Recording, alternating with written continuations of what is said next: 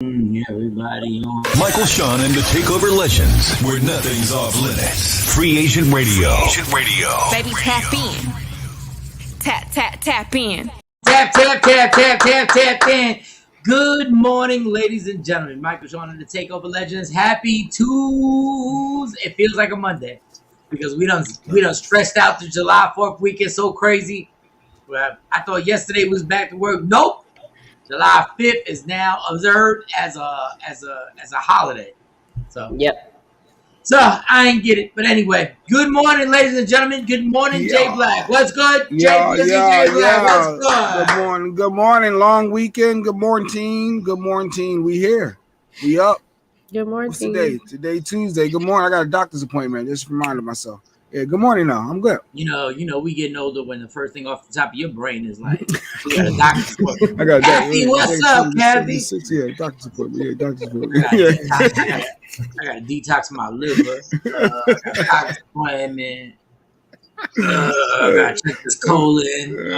This is crazy. I got to remember to take these pills. I got to take these pills. I got to take 2 pills. Yeah, sounding real young, Jay. Where my pill box? Where my pill box at? Yo, Action ain't even on our regular put in the comments. He's on my Instagram. He said y'all dressed like the African flag this morning because I'm black. I thought it was red, black, and green, but I guess we close. Yeah. Good morning, Miss Action, what your lazy ass doing on the IG Live and not sending the comments the regular way? All right, so Jay, man, so did you have oatmeal this morning? What happened? Like, what's going on? No, I didn't eat anything yet this morning. I haven't eaten anything yet. Rough night of sleep, but I'm up. Yeah, it will affect things. No. That's true. I don't even eat oatmeal though, but that's funny. Oatmeal. Oh, I love Starbucks oatmeal and my mama's oatmeal. DJ Cam, what's going on? Good morning. What's good? What's going on? How was your weekend? What was going on? That was good. It was nice and long, so that was a beautiful thing. Cam is like the one person, like, and I hate to get into it, but Cam is like the interesting person because he's the official single person. So when a weekend goes by, you really want to know what happened at the house. You really want to know. Or who happened. Yeah, who happened at the house. We live through you, Cam. No, real talk. I lived through your recklessness. Like, you want to know, like, did you catch a hoe at the barbecue? Like, we really want to know. I know you probably didn't because you're a good dude, but we want to know. Yeah. I don't know. Just had a party Saturday that we did here in Willingboro, me and Toge. It was like a reunion, really. Right. Everybody there knew everybody. Shout out to Jeff Haddock, who celebrated his 50th birthday. So we had a good time. Got to see a lot of faces ain't seen in a minute, stuff like that. You know how that go. You know how go. Hi, Cam. It'd be a grown ass woman. It'd be like a 47-year-old woman, kind of young as hell. So like, hi, Cam. You are 47. How you been? Like they go back like 10 years, crazy. They be like, Cam, oh my God, I can't believe you're doing so good. That's so nice.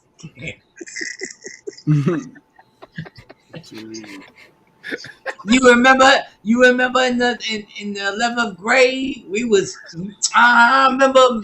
remember Miss Teresa.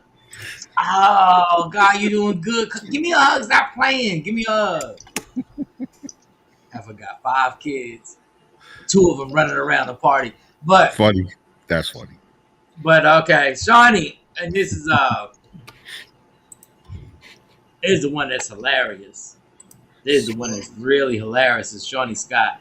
Shawnee Scott, how was your weekend? This is a hilarious one. It was good. It wasn't long enough, but it was good. Pause. As a woman, you should pause. It's not long to pause. You should be able to pause. The weekend wasn't long. I needed one more day. So Shawnee saved my. Shawnee saved. She saved my 4th of July weekend. Like, she saved it. She was like, you going to come to Bink's house. Shout out to Bink. He's going to have an incredible 4th of July party. Okay. And we did something like, I guess like maybe a month or 2 ago. And they told me, as I was there, I went to Bink's house. The hospitality, amazing. They were like, you got to come 4th of July because this is crazy. Like, you have to come. And they were like, the food, there's going to be tons of food. He said, and they were like, and the fireworks. So they live in a nice development with all these not little houses, but houses. All these houses that are there. And they're like, when you come, you're not going to understand that they're going to shoot up fireworks everywhere.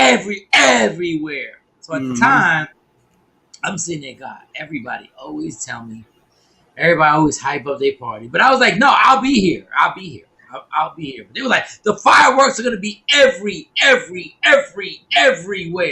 And the food is going to be everywhere. I'm telling you. Even Shawnee was like, yo, you got to come, Mike. You got to come because the whole thing is crazy. And in the back of my mind, I was like, everybody oversells. Everybody always oversells. It's never what it is. Yeah, but I'm like, it's cool. Like, I appreciate you because I love the love that you guys know that I'm by myself out there. So I appreciate the love. So I go there 4th of July, and I get to the place. And when I get to Bink's house, I'm like, wow. I'm already seeing fireworks just shooting off, but I'm not overly impressed. But I'm like, that's dope. Like, I haven't seen. Let me tell you how bougie I am. Let me tell you how bougie my ass is. I haven't seen unorganized fireworks in my life since I was like 15. Like, unorganized. I mean, just in the Bronx, just N-words coming out and just throwing firecrackers. I haven't seen that since I was like 15, yo. So I see little fireworks. Ching, ching, ching, ching. I'm like, yo, okay. I said, that's cute. So when I walk into Big's house, you ever go somewhere, somebody invites you, and you know that's your only person that you know, right? That's the only person you know. And when you get there, that person ain't there, right? Ooh. Like, I already know this get together ain't a get together. It's official. I see all the cars. So I call Shawnee. Shawnee Scott. I ain't write this down. I ain't create no joke cam. This is not something that I wrote down. Dude, this is not something that I wrote down. I get there and I park and everything like that. It's like a 45-minute drive. All good. I said, Shawnee, where you at? She says, it's 4th of July. She says, I'm doing laundry. At the laundromat. I know why you single. I know why you single right now, Shawnee. I know why you. And then I'm like, I said, Shawnee, it's the 4th of July. They had to be done. On the foot. And it's probably empty. Nobody's probably there. It was probably strategic thought process on their hands. You know. Go ahead. Hold up, but Jay. Now I'm walking in. I know Bink. I met Bink twice. 1, 2. Yeah, twice.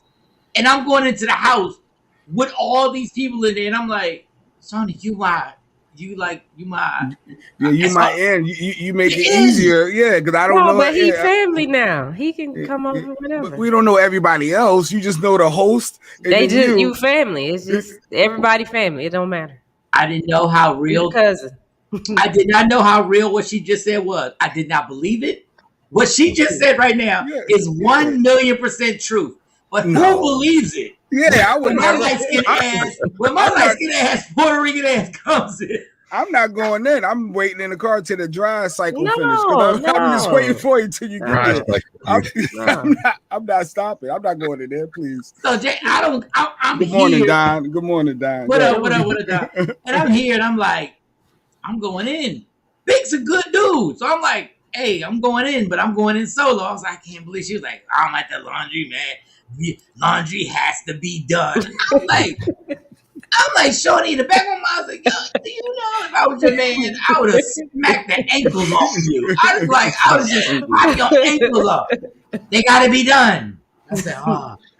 So I walked to Bink's house, and they're in the garage, and I opened. They got this sexy ass thing that takes the bugs away. Texas, let me tell you something. Texas got the sexiest things. It's like a little sheet, but it's a sexy one, and I can see a little screen, a mesh screen. A mesh screen. And then as I'm walking towards it, I'm feeling like, oh man. I said, God, they gonna look at me crazy. They know I'm not from here. Big's sitting at the table as I'm getting close to the screen. Big's like, open up the screen. Mike Shawn is here. And I was like, I feel so good. I was like, oh. Mike Shawn is here. Go ahead, open up that screen. I said, oh. I think Big and Shawn, they got a little script that they read. Big was like, you family now, go in there, go get something to eat, get whatever you want. I still got light skin insecurity. I still got light skin insecurity. Oh, God. Y'all been so proud. I introduced myself to everybody. Hi, I'm Mike. I was such a geek. I was like, hey, how y'all doing? Hey, oh my God. Hey, my name is Michael Shawn. What's your name? Hey, nice I didn't say Michael Shawn. I bitched out. I was like, I'm Mike. I said I'm Mike like I was at an AA meeting. I was like, I couldn't so generic. It's like people like, get whatever you want. We out here. No one else. Like, oh. I said, all right. I'm still. Then I walk in and I meet Bink's nephew, who's bigger than Bink, which means if Bink is bigger than me, then his nephew is 2 times bigger than me. He's like, hey, Michael Shawn. I was like, God. He's like, I'm Bink's nephew. I said, God, I hope you respect him because ain't nothing he can make you do. I said, I hope he raised you in a respectful way because if you said no, there ain't nothing that N-word could do. No means no. So I get the food. I load up my plate. They got so much food. Cam and Jay, they got so much food.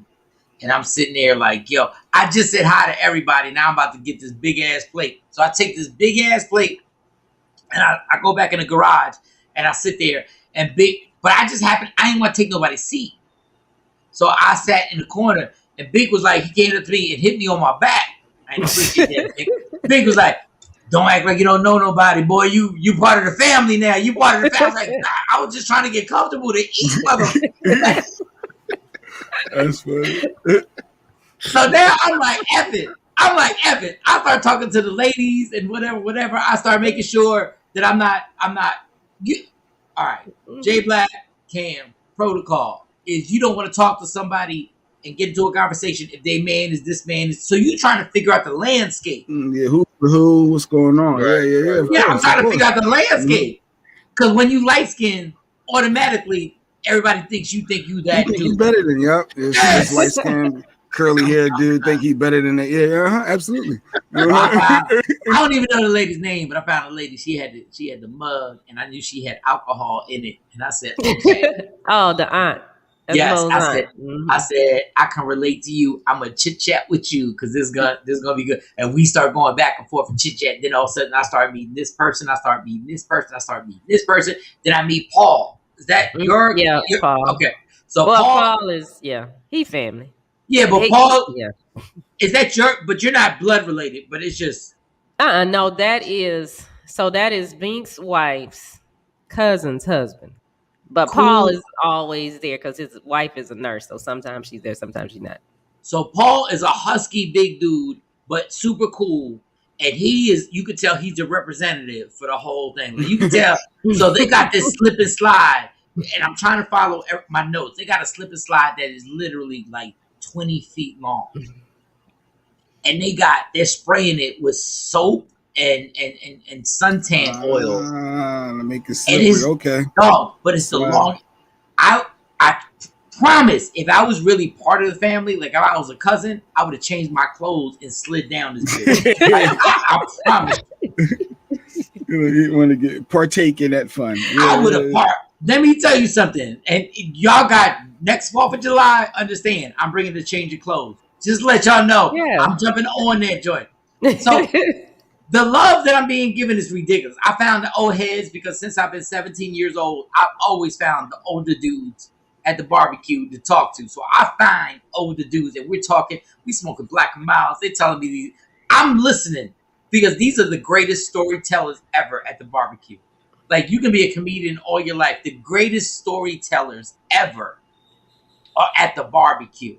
Mm-hmm. And they were dudes telling stories that I sat back and I wish I could have recorded it, but it would have smacked me. It was light skin.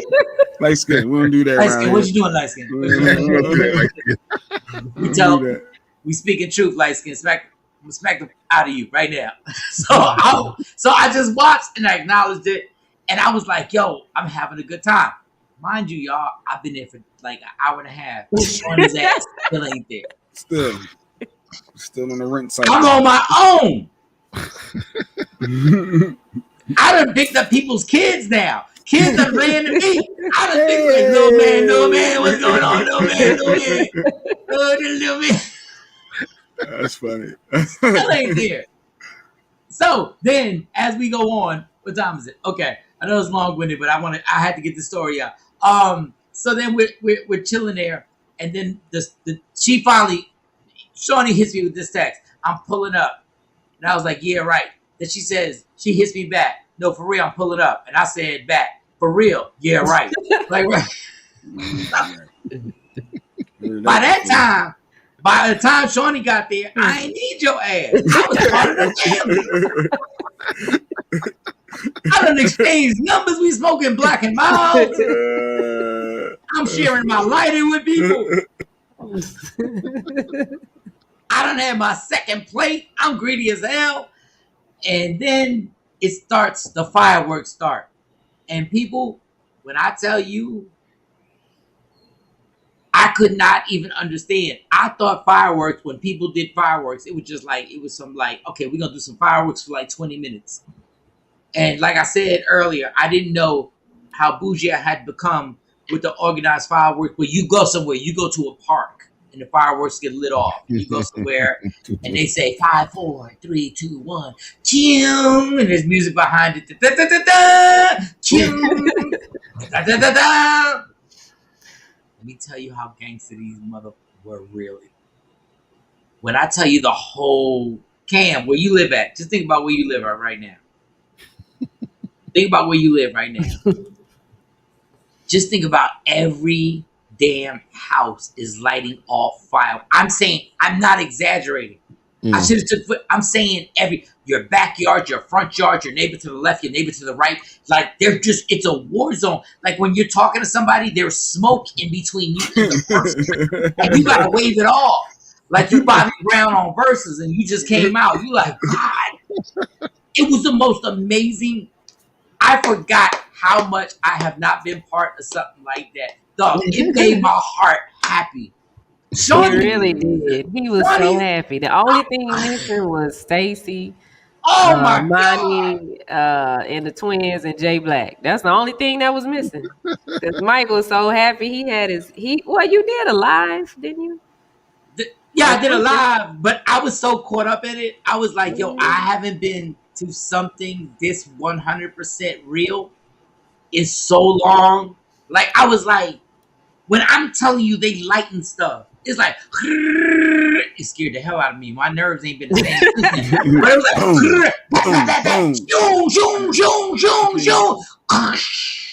it was like, we call it Beirut. 4th of July is Beirut.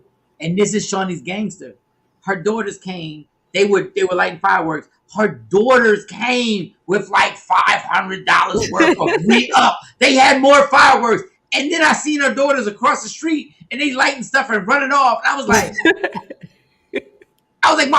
my palpitations on my heart would have been crazy. That's fun. That sounds like fun. Yeah. And I said, Jay Black would, and she was like, if Jay Black was here, he'd be a kid. I said, Jay Black would be lighting stuff. Yes. Why? Because he's a stupid dummy. Yeah. He don't know nothing about this. Who got the M80s? Who got the M80s? Where the M80s at? That's but the funny thing, Jay, I realized that's such an East Coast firework. The M80s are just loud. Yeah, you know, the M80s just blow up and the street lights go off. Yeah. No, I love it. When I tell you, Paul, these dudes was lighting stuff up that were doing tricks and going in the air, and it looked like Independence Day. It was like the movie, like Will Smith was gonna pop up. They were just going all over the place. Like they were just going all over there. Shoo, shoo, shoo, shoo, shoo, shoo, shoo, shoo, and then it would go like this, like shoo, shoo, shoo, shoo, shoo, boom, boom, boom, boom, boom, boom, boom, boom, pause. Pow! Like out of nowhere. I'm like, that sounds dope. No, they lit, but the whole development was lit up. And I was like, you got to begin. It was the greatest. I've been in, like, technically going to the Macy's fireworks in New York. You can't compare to that because they done spent like $700,000 on it.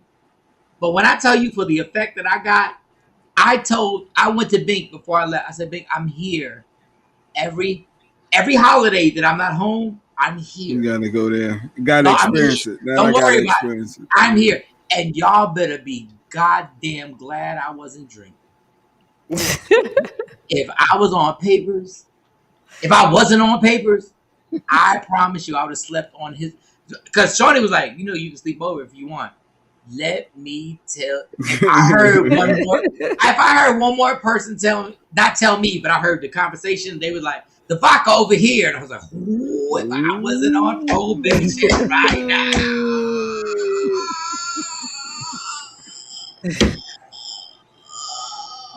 I'll be the star of the show. I was like, oh my God. I said, oh my God. And everyone was okay. No, you can sleep over if you want. Oh, I would have been. All I need is my T-shirt as a pillow. I'd have been right there. And why wasn't Action there, Shawnee? Well, he rode that morning, and then they do something at their house because Action has the pool. His house looked like a resort, so they were probably doing their thing. All right, so shout to Action. So that was my long-winded story. All right, y'all. We can take a quick break. The fireworks are so real. Carly got burnt on the face. She got a big burn on her face. No scar, right? It looked like a burn. Like when we were in the store yesterday, I wasn't thinking about it because I got her putting stuff on it. But people kept looking at her, and we kept wondering why they looking at her. I'm like, oh, they probably think I punched you in the face. No, Cam. The thing about this is what. Okay. All right. Let me just keep it real. I was like, I wanted my daughters to be there just to witness it, but my daughters wasn't gonna be across the street lighting it.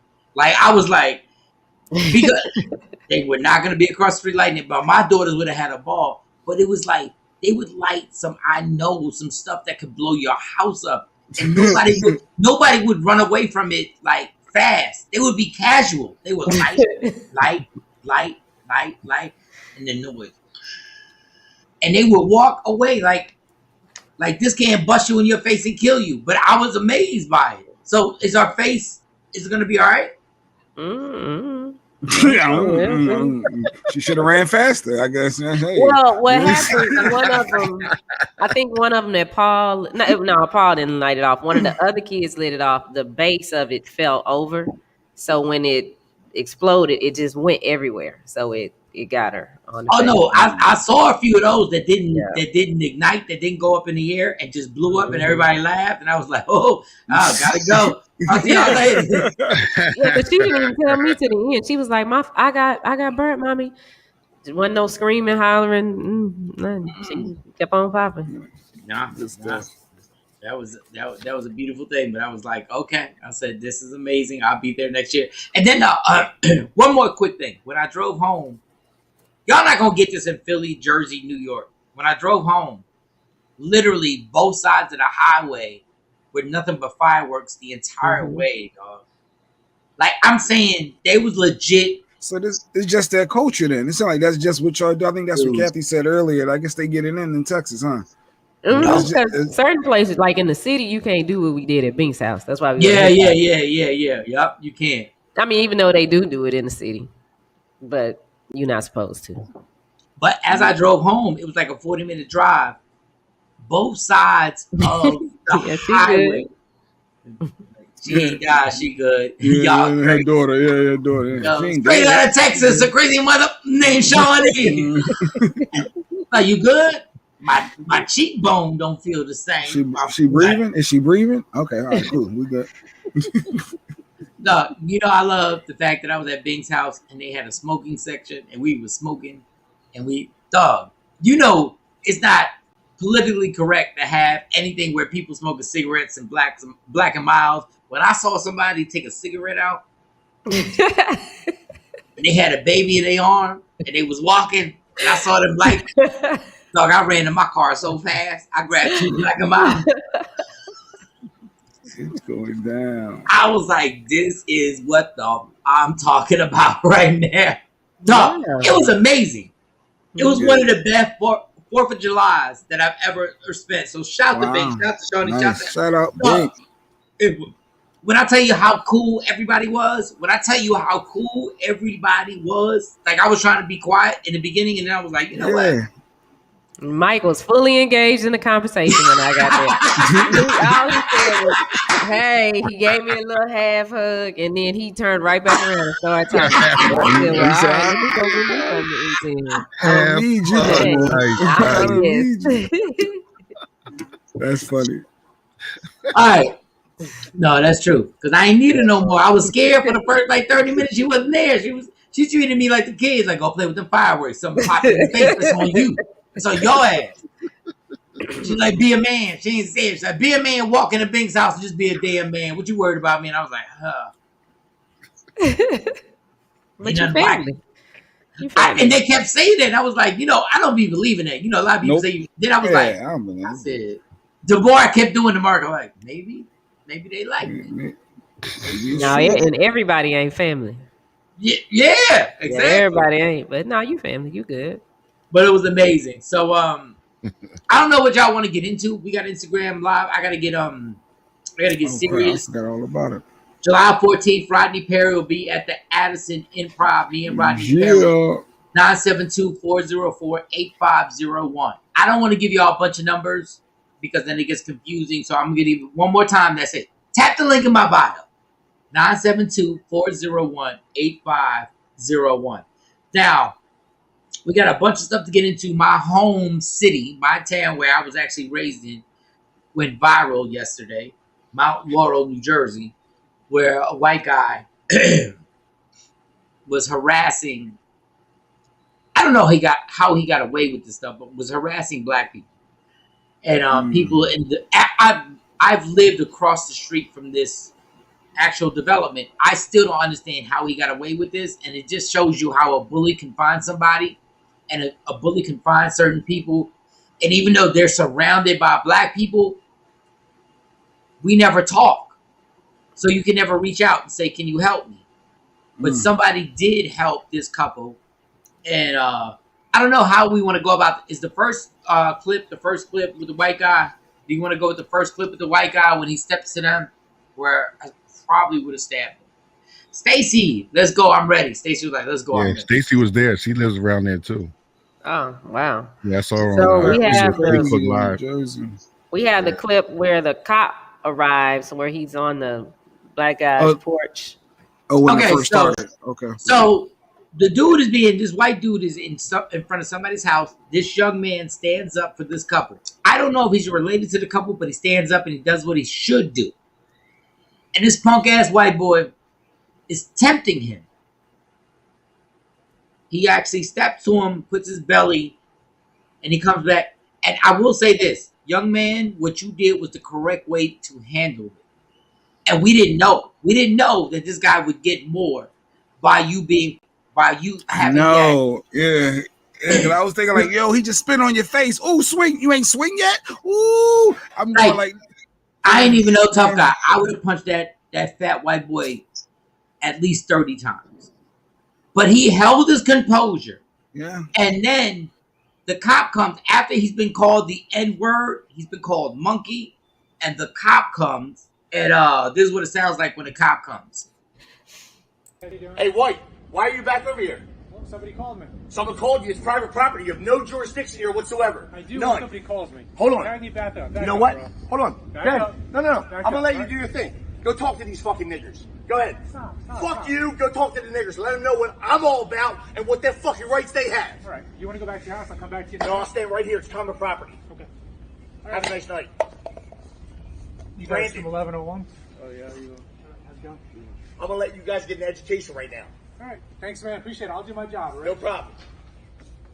Who lives at 1101? Who's calling? You guys want to step in and talk, or? Oh, you just okay. I want him to go away. I don't know him. I want him to leave me alone. Denise, I'm not going away until your husband stops fucking finding me and threatening me while I'm at fucking work. Cagney, cut it out, man. Oh, wait. Talk to them. Arrest me.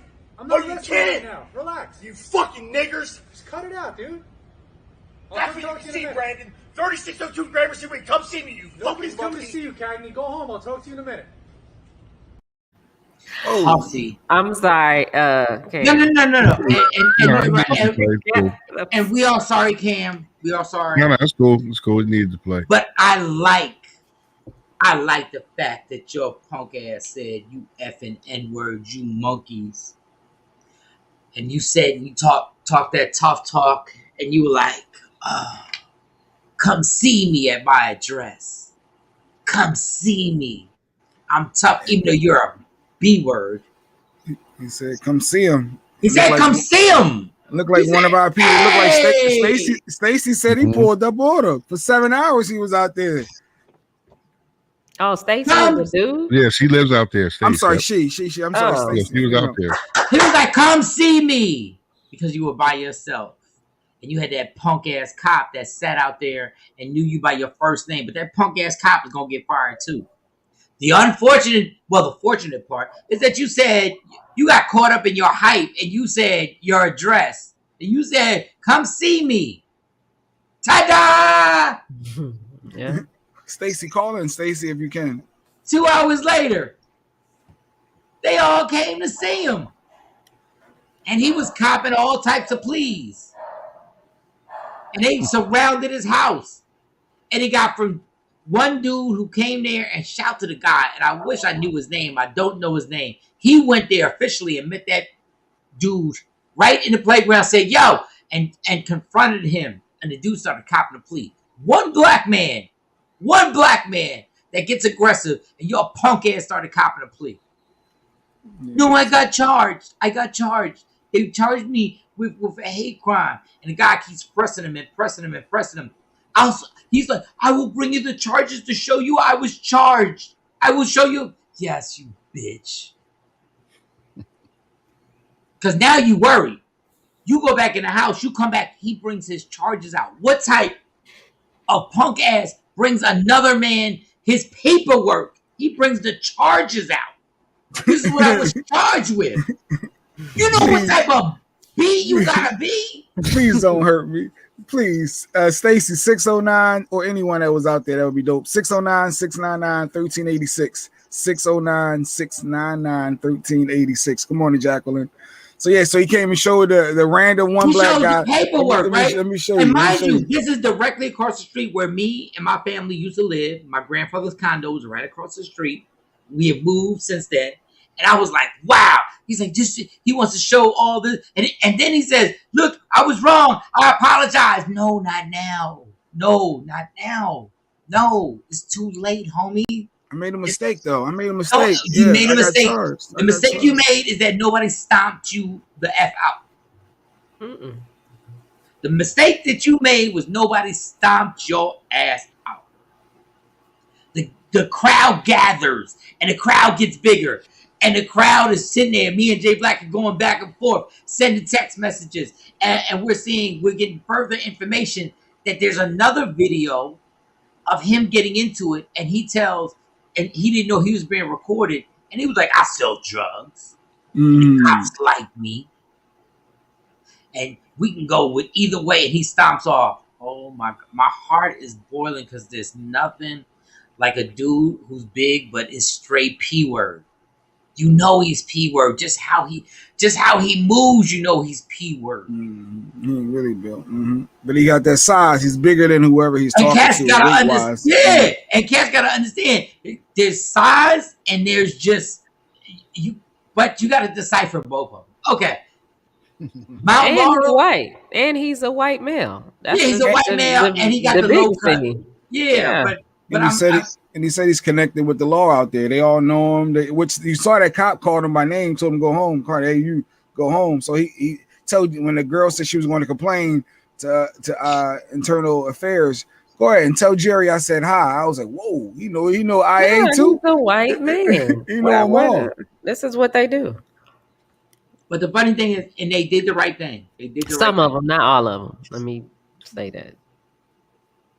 Yeah. Some. You're right. Some of them. Some.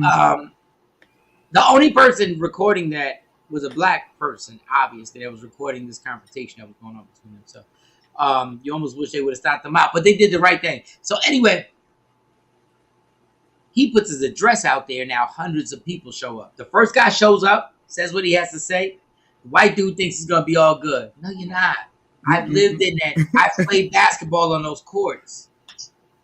I know how many African Americans and I know how many white dudes is out there playing basketball. I already know when the word gets out. I just didn't know it was going to get out that fast. So it went from one person to 200 people to 300 people to the fact that when they finally had to drag his ass out because they knew sunset was coming and they already knew where his house was. They knew the problem was about to happen. Somebody, I don't know if y'all got this, but I'm a reenact it. First, they were calling his name Eddie. We want Eddie. Come Edward. out, Eddie. Edward. They were doing everything. Then they put on one of the speakers. When they thought, they were like, bring him out, bring him out. Bring him out, bring him out. They were like, bring him out, bring him out. It's hard to tell when you're back. And that bastard came out because and don't get it twisted. The Mount Laurel police did not arrest him for justice. They arrested him because they knew They knew go overnight like that. When night comes down, things happen. I think we got somebody on the phone that was out there. Oh, go ahead. What's the name? Let's go. Free Agent Radio. Good morning. Oh, Stacy. Hey y'all, what's up? Hey, Hey, Stacy. What's up, Stace? Hey, Cam. Hey. Hey. What's up, Michael Troy? What up, Mama? Johnny. Hey. So you was out there? I was out there. I could walk to their house. So I live right there. So as soon as I saw this video, I put my clothes on and told my husband, let's go. You want monkeys? We went out there. I was like, let's go. We pulled up, and it was just, we sat out there. I sat out there for 7 hours. Wow. Like, I never felt so much anger. It happens, around you, but within walking distance, someplace I drive by every single day. Exactly. To go to work. Yep. And it's in your neighborhood. It really bothered me. I'm still on 10, getting dressed to get ready to go to work. Still fired up. I can't believe it. But Stace, let me tell you something, Stace. I'm so proud because I lived across the street by the basketball courts. I lived over there in the condos with my family.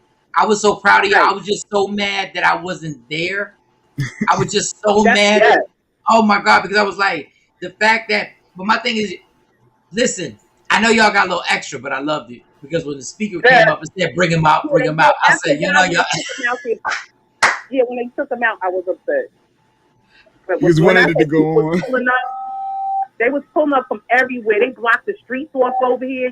People was parking in the shop right. Yes. Yeah.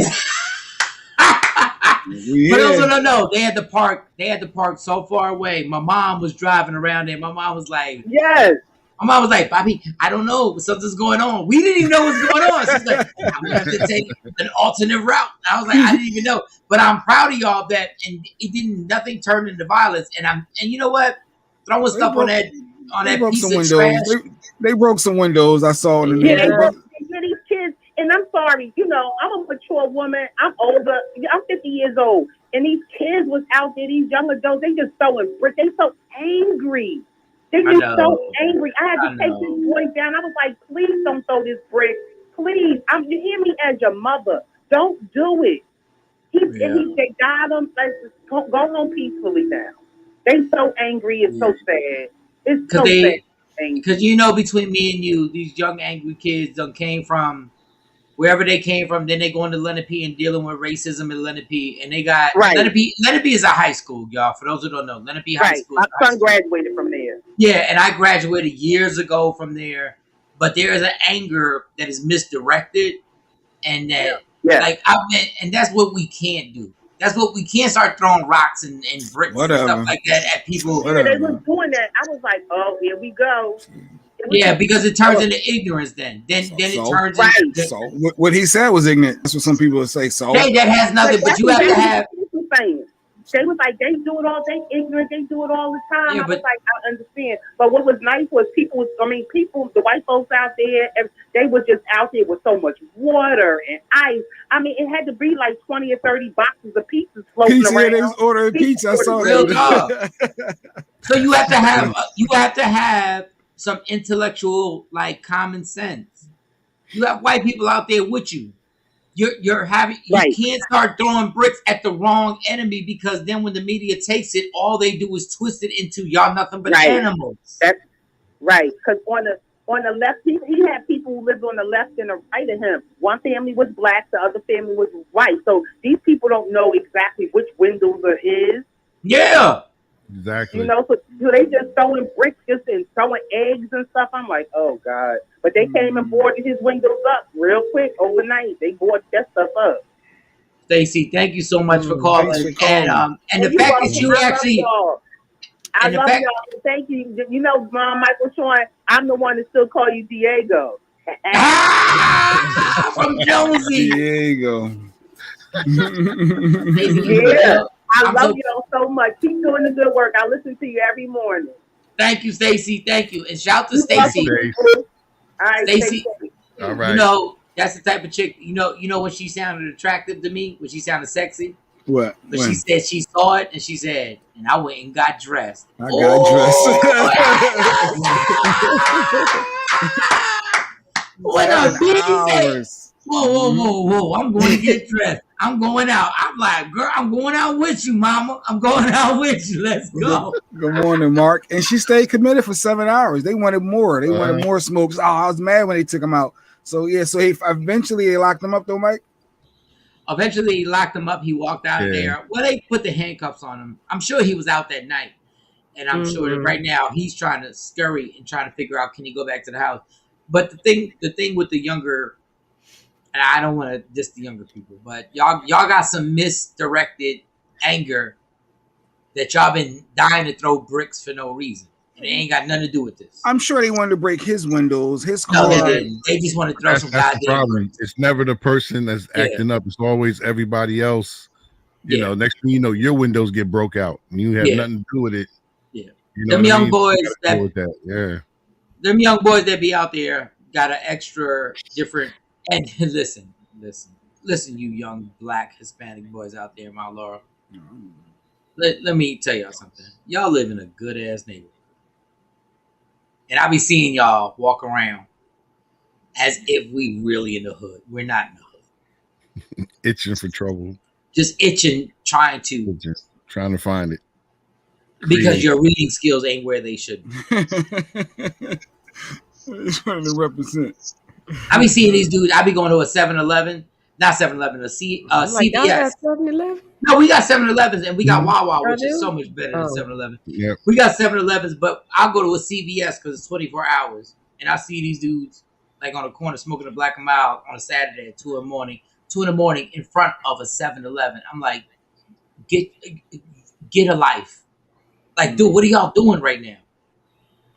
First of all, these cops are patrolling all over and you're spending time and you ain't doing nothing wrong. Nothing. And I'm sitting there watching them at 2 in the morning in front of a CVS. But these young boys have this energy. And I realize when I've watched all these documentaries on leadership, when something happens and there's not somebody to lead the way, I promise you, them young cats are going to get in trouble because those Mount Laurel police officers do not think they didn't see faces.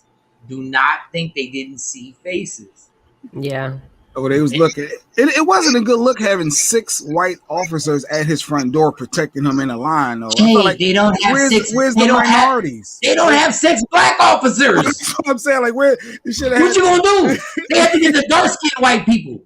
Yo, get the darkest white boys we got. Wait, not the darkest skinned white people. Jay, on everything I love, I'm not exaggerating right now. I've never been pulled over in Mount Laurel by a black police officer ever in my life. Ever. Nope. They got to do some outreach.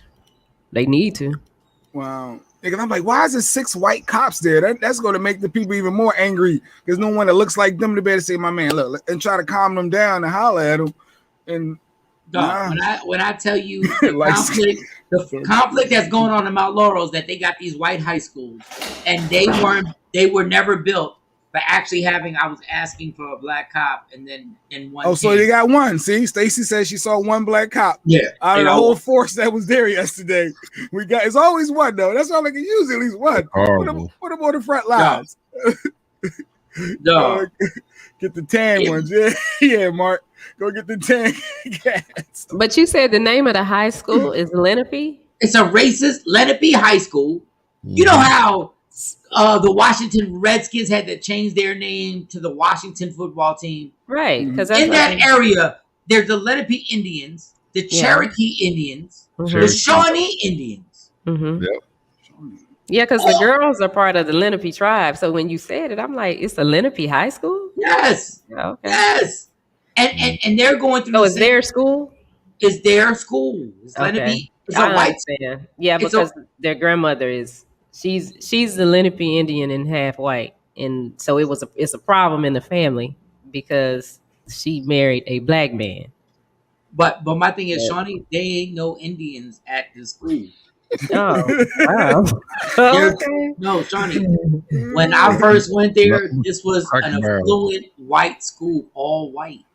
And now the problem they're having, it's still majority white. The problem they're having is they're having all these young African Americans come in, and they're coming in from different cities, and they're not built for this. And actually, what happened in Mount Laurel, right? What happened in Mount Laurel, right there, what y'all saw in that video, is exactly the dynamic of the high school. You got a bunch of black people, and you still got some white folks think they're gonna say what they want to say. The only problem is that these young kids don't have any direction, so they shoot off crazy. Like, they shoot off crazy, and unfortunately, they shoot off at each other too. And they never bond together. And there's no teacher or influence to bond them together and say, listen, why are y'all fighting? Listen, I don't want a race war. I make tons of money. I like white people. I've made a lot of money. We make money together. But if you got a high school where black people are actually beating up each other and getting arrested together for beating up each other, you don't have a leader. You don't have one teacher to gather these kids up. And I know it's hard for one teacher. I so wish I worked on radio in Philly right now. I so wish I worked on radio so I could have some type of interaction with these young people, because it's a mess. It's a mess. And did we see the clip? I want to see the clip of him being taken out. We got a clip of that, Sean? Yeah. Bring him out. Bring him out. I need to pay off.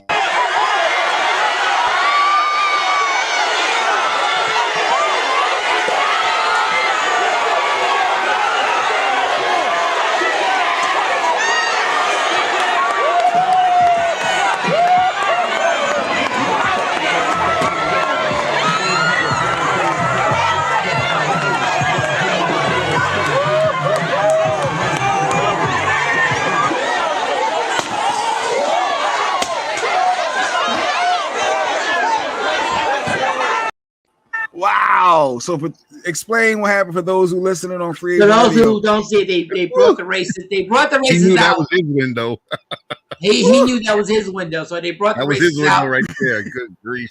He had his head down. The cops brought him out. They have, we always got to have a soundtrack. We had the music in the background, and then they busted his windows. Now, the reason why y'all asking, why were they able to do all the stuff they did? In the original video, this white dude says there's nothing the cops can do to me because there's some type of grounds that they can't stop me from doing. I can be in front of your house and the cops can't stop me.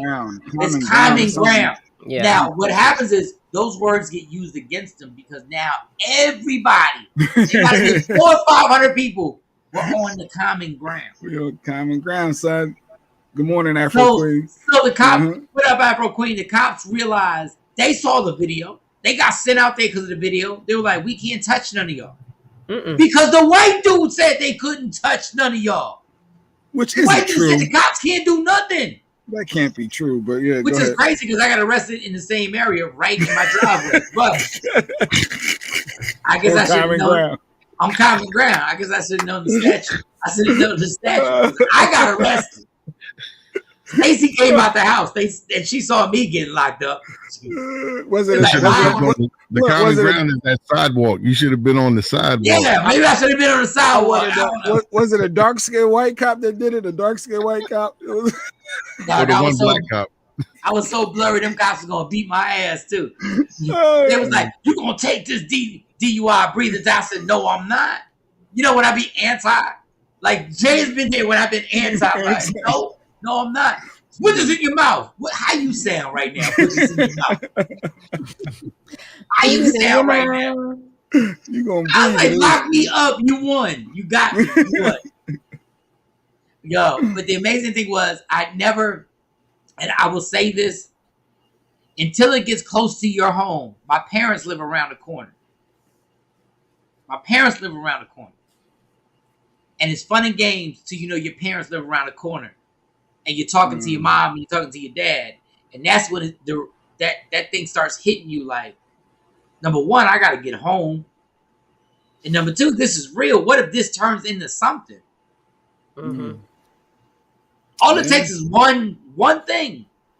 It takes one false move, one gunshot, one thing that sounds. Think about it. It's 4th of July weekend. What if somebody would have lit up some firecrackers and threw them right through that window? And all of a sudden now the cops do what? You hear pop, pop, pop, pop. Guess what? We got ourselves a tragedy sitting right out there.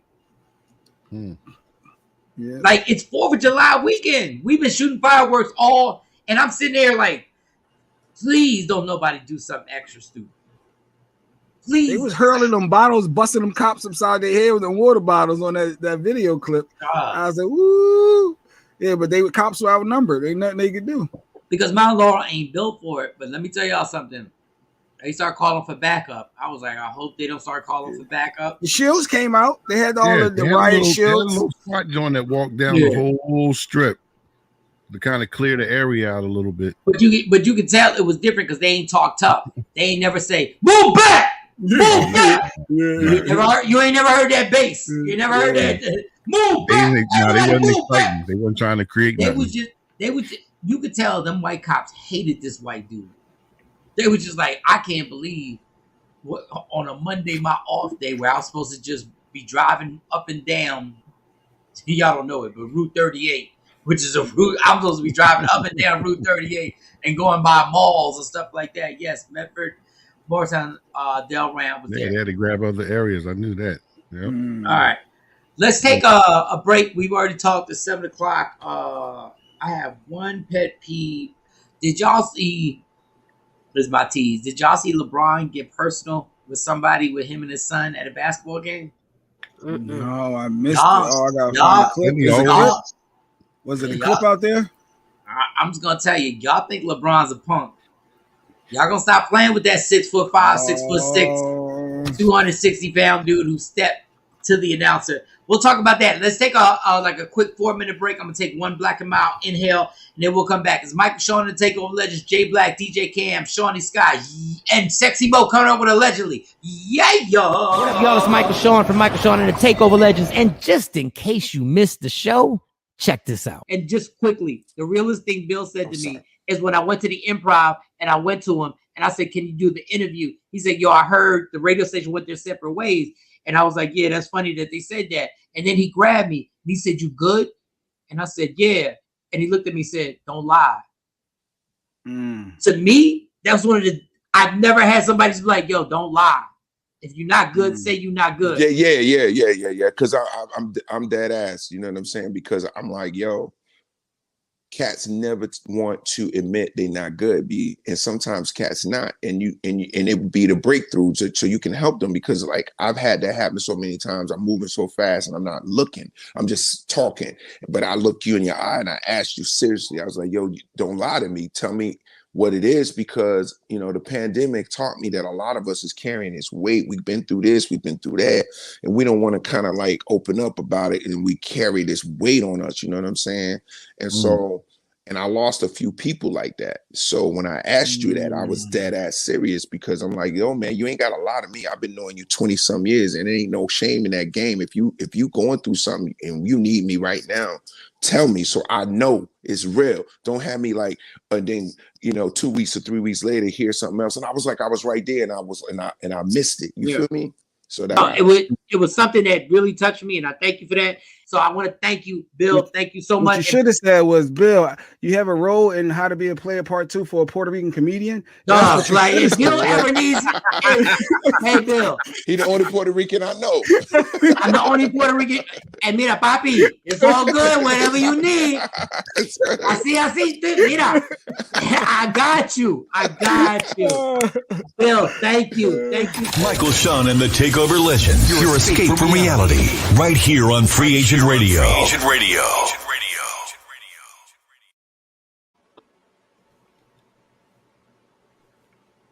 What up, y'all? It's Michael Shawn from Michael Shawn and the TakeOver Legends. And just in case you missed the show, check this out. So when Jay-Z's doing the song "Give It to Me," and you're in the studio with him, and you put that part on the hook, how does this happen? Because all we hear is when the Remy's in my system, ain't no telling will I this some that's what I'm up here, and then you're in the studio.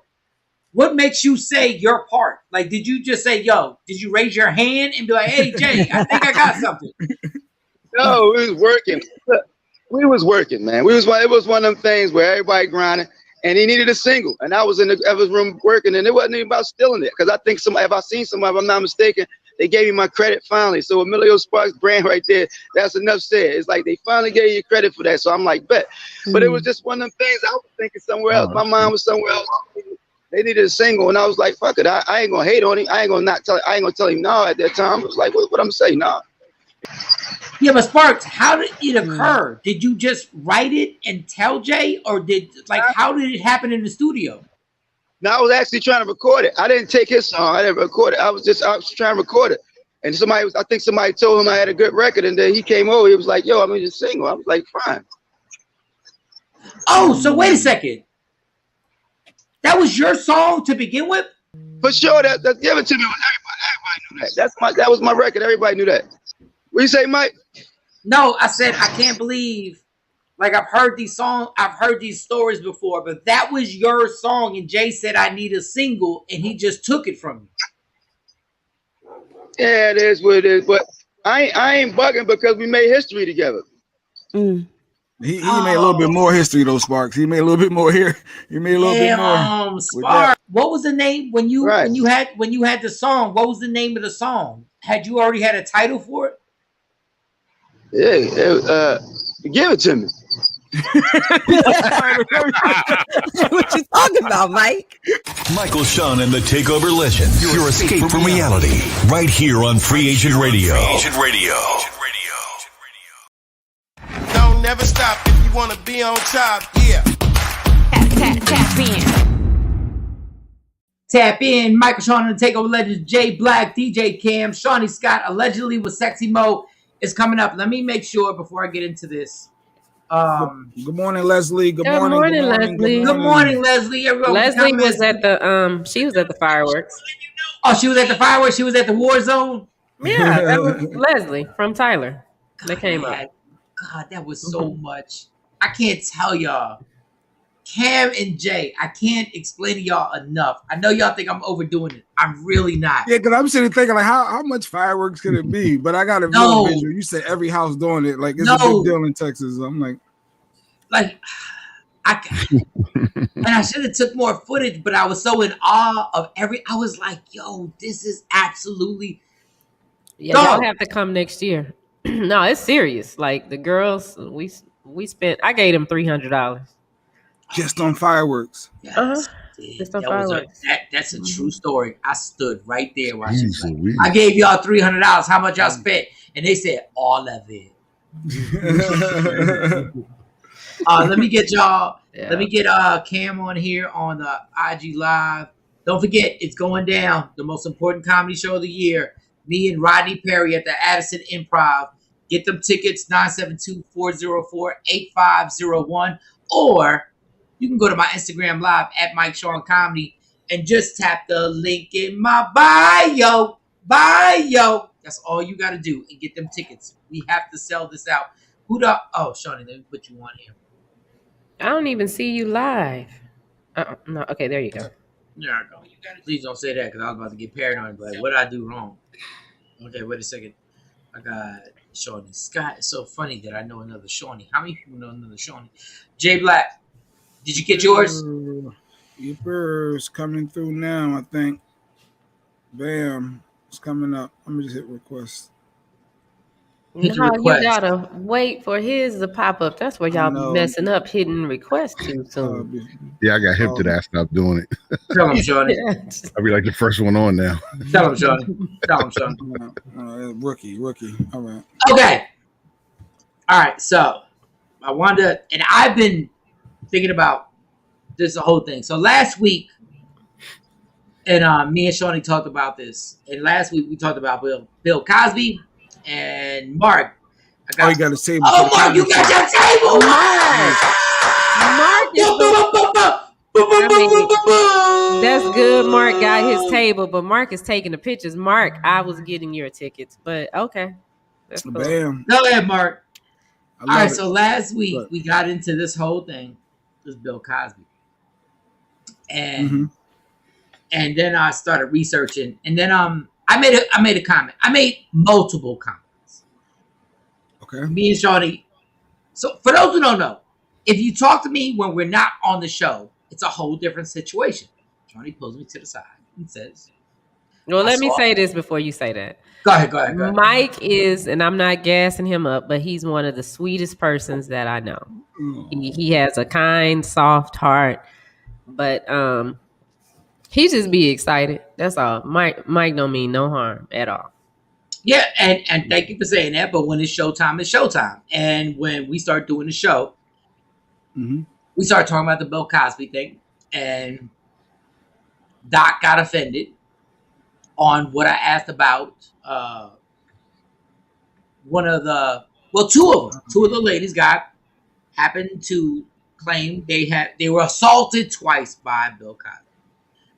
And I will repeat what I said. I said, who goes back for seconds? So y'all don't think I'm trying to make it better. Who goes back for seconds? I just want to know who would go back. So Shawnee pulls me to the side and says, yeah, when I watched it, she said, I get what you're saying. She said, but I cringed a little bit. She used the word cringe, but she was like, I was like, okay. And she was like, what you said, I can see why Dr. Kanish would be upset, and why was it Shorty Doo-Wop and those would be upset about that whole situation. Why when you said that, and I was like, my only thing is my only thing. When we have a conversation, and we have a conversation about something, I'm asking a question. Like I'm asking a question that I don't know the answer to. Like I don't know the answer to it. And I ran this by a bunch of people. And some people were like, yeah, I get why you're wrong, Mike. And then there were women who was like, yeah, I asked the same question. Like there were women who were like, I asked the same question. Why would they go back? So Shawnee gave me, and so she was like, well, Mike, you got to understand there's certain things that you don't get with this. And then Shawnee, I'm going to allow you to expand on that. Oh, it's my turn now. Okay. Yes. I'm sorry. No, it's the question was valid. Like there was nothing wrong with the question, because a lot of people do ask that, but I think you use the example of if a dude goes to his friend's house and plays Madden and thinks he got drugged and got raped. Two different things. Why is it two different things? Two different things. No, it's not. It's not different if a dude gets raped, but going to your friend's house to play Madden is one thing. Right. When a lot of times we are still in the rooms with our the people that have abused us or assaulted us, not because this is what we choose to do. For instance, I worked at a radio station where I had two people harassing me. And I still had to go to work. I had sit in meetings with these people. These were my program directors. In those meetings, they would say things. When I confided in somebody there, another female, it didn't get far because this particular female liked one of the males. So to her, it was cute. To me, it wasn't cute. And it caused problems where since I wouldn't go along with this, now I can't get a promotion. I'm stuck in a part-time position. When I know I'm talented, but I'm being told, oh, you're not marketable. I'm not marketable because I won't let you talk under my dress, or I won't go wherever with you. So you still have to be there. And in their situation, these women, we know how the entertainment industry is, but I think it spans across all different, arenas. If you work at Walmart, if you're a dentist, whatever, if you're trying to advance in your career and this person is the powerhouse. Bill Cosby was a powerhouse. So I equate him to the white man out there in Philly that's doing what he wants to do because he knows he can. And all he's going to do is get a slap on the wrist. Bill Cosby, love his artistry, but I was very upset that he got out of jail because when you ask the question, well, why y'all don't tell? Why women don't speak up? This is why we don't speak up. Because ain't nothing gonna be done. And she told me that, and I was like, I get it. I get that. I get that whole thing, and there's nothing I can say to that. But to the people who got upset and then started not following and started not listening and did whatever you did, like, my thing is, like, this whole show is a debate show. And it shows everybody's side of something. You're not the only person who got mad. Jay Black was furious at me about a topic that we talked about when a cop had saved a 5-year-old. And I said the kid was just a badass kid. And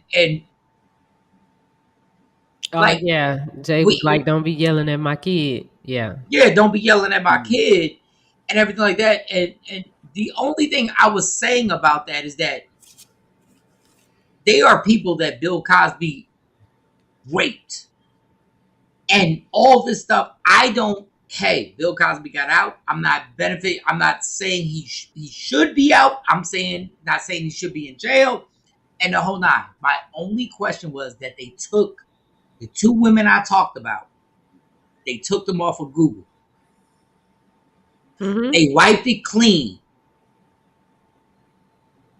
And they wiped the one lady. And Bill's a messed up individual. But the 2 women I was talking about, they took them off. And then if you go now, you'll see the one lady who said, I just made up a story.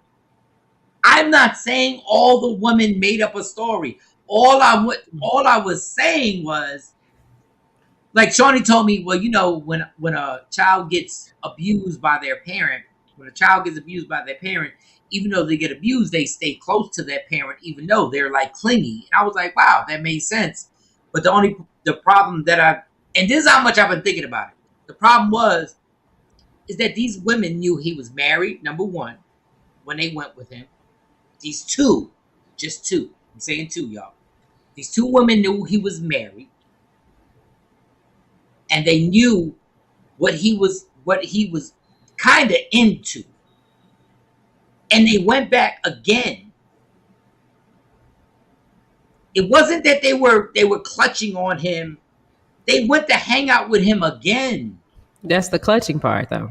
Yeah, but we're not in a relationship. This is called. It doesn't matter. This is what they say. This is what was said to me my first radio job. I'm such a. I'll just have to say, really, I'm blessed to be in this industry and not have went through a lot of stuff. But my first PD called me and told me, this is the way it is, and these are some of the things that you're gonna have to do.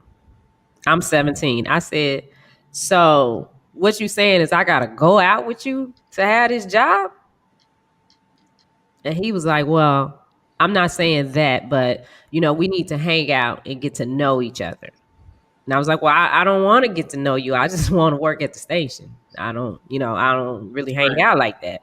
But those are the things. I was just a bitch. And I'm just gonna say that. I just been a bitch most of my life. So for me, it was like, look, dude, this is not what I want. And I told my mom, and my mom called the station manager, and a whole bunch of stuff happened. But I could see how if I wanted it so bad that I would have been like, well, okay, well, let me go hang out with him. Because again, I was 17. No, and that's where I want to tell you. You were 17. Mm-hmm. And let me be very clear, y'all. I'm not saying nothing is right. I'm saying these women were 24, 25, and 26. I know a girl that was 25 that laid down and she ended up on TV for a little while. It was short-lived, but when they are saying that and you want this so bad, you like, I'm almost there. I'm going to be this star. And they keep telling you, I can do this for you. I can do that for you. Some women and guys, I've seen guys fall into it too. All day. Kool-Aid. All day. There are guys who've done the same thing. My only thing was for the doc and everybody who decided I'm so disgusting. My only question. She doesn't think you're disgusting. Well, she doesn't think you're disgusting. It's fine. Mm-hmm. But my only thing was, if some guy had done something to me and I went back, let's take it slow. Mm-hmm. I went back again. All I'm saying is, wouldn't y'all have questions? No, because this person has manipulated you so much. Shawnee, they didn't manipulate me. Yes, I met them. No. But Shawnee, you got to understand. I met you one night. They met me one night. Mm-hmm. And I went back. And I went there and I hung out. It's not manipulation. Yes, it is. Yes, but Shawnee, that's the part. But you're that's talking the about part you're missing. No. When they had that interaction, let's say you met Oprah. Oprah met you today. And she said, you know what, Michael Shawn, I've been following your career for the last 10 years. Yes, and I'm with Stedman. No, I'm with Stedman. It's understood. No, Stedman ain't here. Listen, Michael. This is me and you. Yes. This is me and you talking. I'm Oprah Winfrey. Go ahead, keep talking. I'm Oprah. I can make anything happen for you. Yes. What do you want to accomplish with your career? Okay, so what do we do after that, Shawnee? No, you tell me what you want to accomplish. No, I say cool. I want to do this and this. Okay, well, I can get you this, and this today, and I can even get you this advance for this. Yes. So why don't we link up tomorrow and talk about this again? Okay, so I have sex with her, then what? And then it keeps going because you want to get what you want to get, and she keeps calling you and trying to lure you in, but never delivers on what she said she was gonna do. That's how it happens. I get it because I've been in that business. I'm still in the business. What I'm saying is, if I feel violated, this is all I was saying. Mm-hmm. And then I go back. I'll give y'all one better. A dude did it to me. Let's say, I'm not saying it did, but let's say a guy is molested by another guy. Then he goes back for the second time. You can't, all I'm saying is you knew what happened the first time. That was it. I'm not saying the person is wrong. I'm saying you knew what happened the first time. And for y'all to get so upset, I don't think Mike is fighting to be right. I think like this is a real conversation that has to happen because he doesn't understand because he's not built like that. Mike is a lot stronger than some people. First of all, not all, but it's not that black and white when you're in that situation. All I was saying was all I did. Forget all that Mike's fighting to be right. No, I ask questions. And y'all mad because I ask questions. The same way if you go to court, they're going to ask you questions. That's all I did. But it's hard for you to accept the answer, though. That's no. Because that's the truth. Like, no, I don't care. No. See, that's the problem. It's not that It's that they were people that were mad that I asked the questions. No, you gotta ask. I don't care about the answers. It wasn't me. Yeah. Like I'm just saying, like, why would you go back? And everybody's like, oh, I can't believe he asked that question. Well, guess what? When they went to court, they had to answer that question. Yeah, I didn't say they were wrong. They do, but like Afro Queen is saying, it sounds and feels like you're saying the victim is the problem. So this is an example. When something like that happens, the first question to the woman is always, well, what did you do? So how about if it's a man? How about if it's a man? When it's a man, it's the other way around. No, so let's stop. How about if a man got raped by another man? Mm-hmm. All y'all women, come up. Mm-hmm. Man thinks he got raped. A man got raped by another man. And you find out he went back to the house. Go ahead, Mo Jenkins. Mm-hmm. A man gets raped. He thinks he got raped. He's not sure. He's not sure that he got raped. Mm-hmm. And he goes back to the house. Mm-hmm. And he gets raped again. Mm-hmm. What do y'all say? Well, that happens a lot though, Mike. I just no, don't say that happens a lot. What do y'all say about a dude who got raped by another dude and he goes back? Well, the problem isn't the dude that got raped. The problem is the person that raped them. Johnny, I just want to ask you, what do you that's say about... That's what I'm saying. No, I get it. I don't have anything to say about the victim. The victim, I hate it for him. I don't know what's going on and why they feel like they have to keep going back to this. Something has happened where this person has manipulated them to feel like... Because how about if they only met twice? Shawnee, how about if they only met twice? Some people link like that though. But Shawnee, they didn't. These weren't relationships. Yeah. How about this? If the dude, let me just break this all down. Mm-hmm. How about if the dude knew that the dude that brought him over was married? He was married, mm-hmm. and he went over to his house, mm-hmm. and he thinks he may have been raped, mm-hmm. and he leaves, mm-hmm. but he knows he's married. Mm-hmm. And then the guy invites you back over. Mm-hmm. And the guy goes back. Right. So what connection do you think these two have if they've only seen each other twice?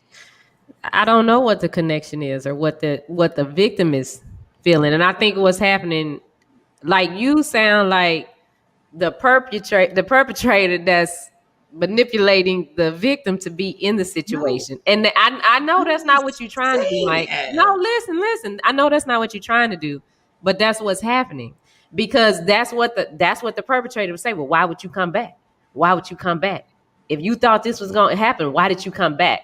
So that's why they're saying it's like you're victim blaming. It's because that's what victims hear. It's never, well, you know what? We hate that you went through this. What is it that we can do? Or let's put this plan together to help you. It comes off as a bunch of attacks first. And then usually the victim is left there to figure it out. Nobody says, well, hey, here's this program we can get you in, or do you need somebody to talk to? And my only thing was, why do you, this the whole thing, to Doc, to everybody who got mad, mm-hmm. why do y'all get mad at the person who asked the question? It's nothing wrong with the question. No. There is something wrong with the question because y'all get mad because the question gets asked. Because in reality, when you went to court, guess what they're going to ask you? Yeah, it's nothing wrong with you asking the question. But then when a response is given, then you keep going and going about, well, why?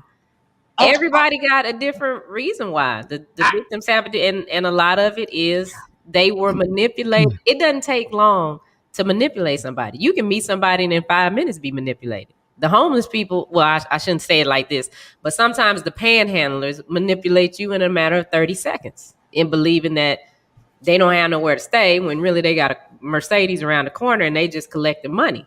So there's not a time limit on manipulation. Okay. And if I know what your weaknesses are, if I figured out what your weaknesses are, I know how to prey on that and get you to do what I want you to do. I can tell you that the sky is purple. And I understand the predators. I get all that. I get it. But once again, if somebody has a question and y'all want to decide all of a sudden, I'm not going to watch or listen, that is not what this whole country is about. Because in actuality, when you go to court, they're going to ask you the same questions. And when y'all get offended and y'all start DMing each other off of questions that the average person will ask, don't get mad at me. I'm not the predator. I didn't do it. I was just asking questions based on this that just happened to stick out. So when y'all get offended, but y'all cool when I'm on your side. Y'all cool when I'm on your side. When I'm rocking for your opinion, y'all cool with that. Yeah, the questions aren't a problem though. I think the questions are necessary to have the conversation, but the hard part is the understanding. Because like it's hard for you to understand why a person would go back. And whatever their reason is, their reason might be, well, I was sad that day. And that's just okay, well, what it is. Well, y'all not gonna get me. Like, listen, I'm still gonna be bizarre because if I really told y'all my past, if I really put this all out there, yeah. If I really put this all out there, y'all would really understand why I'm sitting there. Why'd you go back? Because everybody not built like that though, Mike. No, I understand it, but I get it. But all I did was ask the question, and y'all went all the way to all of a sudden because y'all couldn't take a question. Well, goddamn it, everybody has to be questioned. Everybody in every situation gets questioned, and it was just a question. I didn't say I despise predators. Despise them. Despise them. Probably one of the only people that I would literally kill on sight if I had a gun or something. I think the tough questions are necessary to start a dialogue, and questions like that and conversations like this when other people hear it, it could help empower a person that's not as strong. But because we could all get got. For the most part, I like to think of myself as pretty sharp. But there have been some times I've gotten got, not, to the extreme of the women with, Bill Cosby. But it happens. But those are things to think about. Even when the whole Mike Tyson case happened with the girl Desiree, I think I might have been 15 or 16. I know I was young. And my comment on that was, well, I wouldn't have went to his hotel room. But that's me. She thought she was having fun. She was kicking it with a star at the time. So, I had to go back and deal with myself internally on how I judged her on that. But people people are starstruck, and we get caught up in wanting to be a part of whatever the it factor is or whatever the it thing is. And if you don't have a solid foundation in yourself, then you can easily get sucked into that. And predators know that. Yeah. They know who to go after for that. And you're absolutely right. And listen, like, get mad if you want. I just think there were 60 people, out of all them people, Bill Cosby should be in jail. But out of all them people on them 60 lists, there have been people who came out and said they lied. Yeah, and that's what makes it bad. They came out and said they lied. So anybody who says Mike just wants to be right, no, Mike is just trying to explain everything that goes on. And the fact of the matter is, a lot of these people who will sit there will watch the Mike Tyson documentary and love Mike Tyson. Mike Tyson went to jail for raping somebody. But y'all love him. Oh, that kills me. Mm-hmm. Y'all talking about Michael Shawn want to be right. Oh, y'all love Mike Tyson. Y'all watch the documentary. Oh, y'all watch that documentary. Good morning, Michael C. Hi, Michael C. What's up, Michael C? From the and the fact that somebody got mad, and people got mad because I just asked a question. If I didn't ask the question correctly, I apologize. If my attitude seemed to rub you the wrong way, I apologize. But the amazing thing is that if Mike Tyson walked somewhere right now where you were at, you're so mad at Bill Cosby. You're so mad at Bill Cosby. if Mike Tyson was there, you'd ask for his autograph majority of the time. So stop saying Mike Shawn just want to be right. You're not alone, Mike. I'm not built like that either. I don't get why they would go back either, because we're not like that. Not blaming them, just will never understand them. And this is my only thing with that. And this is my only thing with that. Don't watch the show, and then when I say something that you don't like, then all of a sudden you're like, he's disgusting, I'm not watching, I'm not supporting. You was never a supporter then.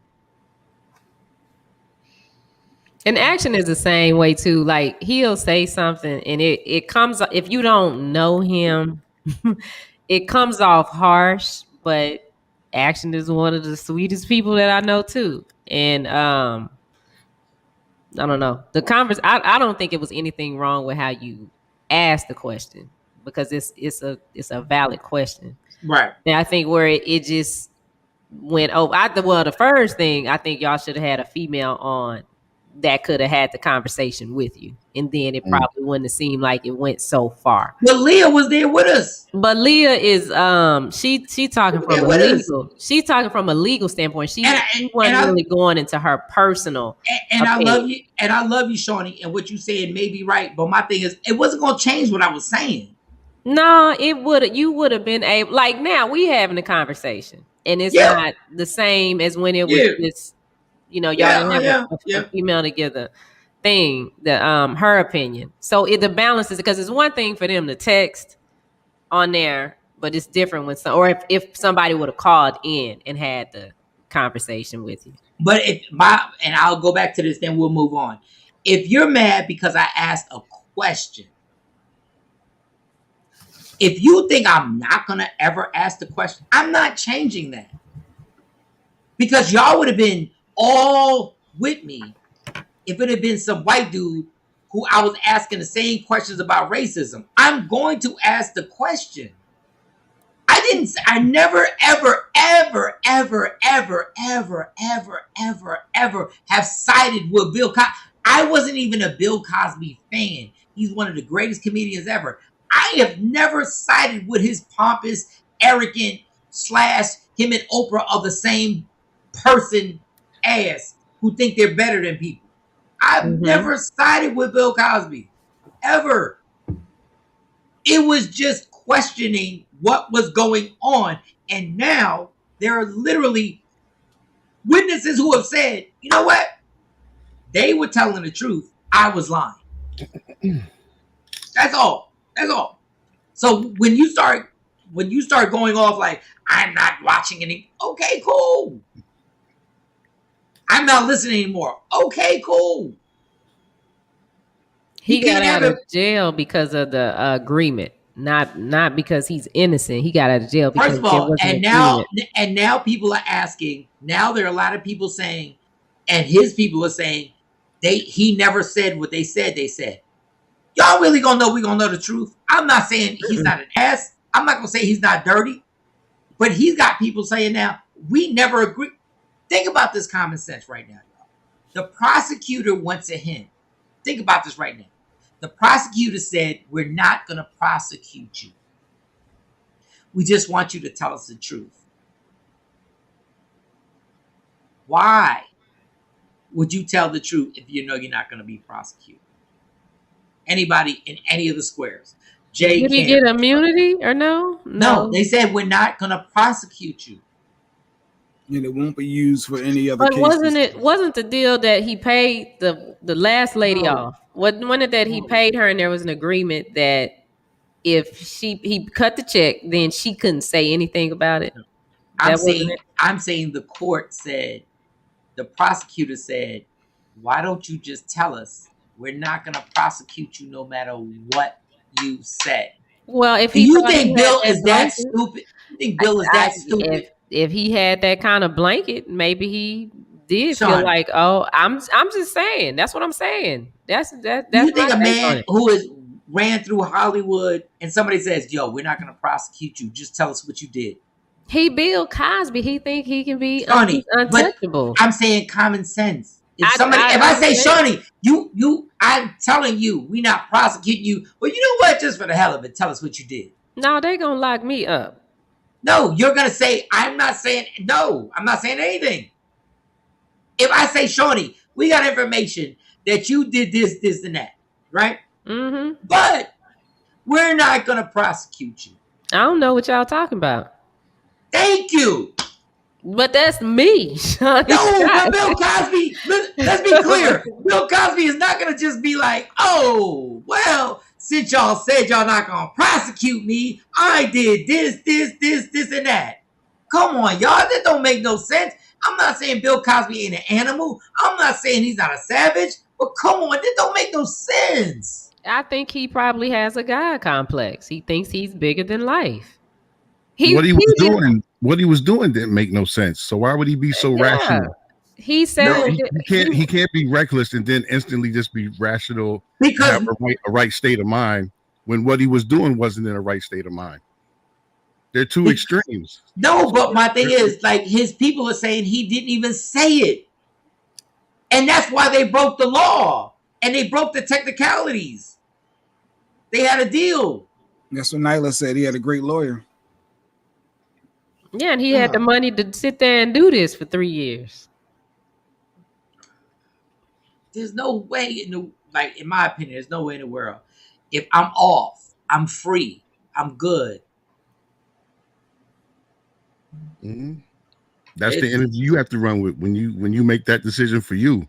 But you can't assume across the board and paint it with a brush and think that everyone's going to think that way. Yeah, I mean, and then actually all of us different. His lawyers could have told him not to talk, but some people don't listen to their lawyers. They think they invincible. And what are the chances you think? Yeah. What do you think the chances of a black man getting off on a technicality in this courtroom unless somebody did something really foul are? Let's say Bill Cosby. No. Okay, Bill still went to jail for 2 years, and they had to figure out that they really did violate the whole deal. Like, understand what happened was they said, we're not going to charge you, and they made a deal. But they had to do something. See, they had to do something because all these women came. So they gave the slap on the wrist because, my conspiracy theory is that all this was planned from the jump. Y'all knew y'all weren't going to keep this man in jail. Y'all just had to do something to appease these victims, and you just should have left his behind out instead of locking him up and then taking him out and affecting more of society, because that sent a strong message that, you know what? You can get raped, you can get drugged, they can do whatever they want to do to you, and ain't nothing really gonna happen. And it still sent the same message, because if the main victim would have been white, it wouldn't have happened. It wouldn't have happened. If all them victims would have been black, this wouldn't have happened. No, it would have took long, like the R. Kelly. No, he would have never went to jail. The one track star in Temple University, the white girl, if it wasn't for that, he would never have went to jail, ever. But didn't they take her because her statute of limitation hadn't run out? Think about it, Shawnee. They broke the law in order to send him to jail. They broke the deal that they made with him. They literally made a deal in front of a judge, lawyers, and everything, and said, we're going to do this. Mm-hmm. And they broke the deal. Mm-hmm. That's why he's free now. I'm not saying he's not an animal. I'm not saying he hasn't done. I'm not, like, just look at the situation. They broke the deal. Like, literally, they said a judge, a lawyer, a prosecutor said, hey, this is the deal. And then they were like, never mind. And that's with a man who's worth $300 and $400 million. No action, no action, no action. No. Mm-mm. Anyway, just for those, understand, and I get it, and I may not say things the right way and all that, but what I will not do is stop asking questions. So whoever wants not to listen, not to watch, not to whatever, I'm not gonna stop asking questions because it's just not fair to the whole situation. Because y'all cool when I ask questions about the subjects that y'all want questions asked about. Y'all cool with that. So when I rub you the wrong way, look, my bad. Matter of fact, take that back. It's not my bad. I'm going to rub you the wrong way all the time, and you're going to rub me the wrong way. But this is why we have a platform where we have a number that you can call 609-699-1386. Or you can hit us up on Instagram or whatever. I didn't say Bill Cosby wasn't a rapist. I didn't say Bill Cosby wasn't a beast. Bill Cosby has a whole stand-up comedy where he jokes about drugging chicks. He jokes about it.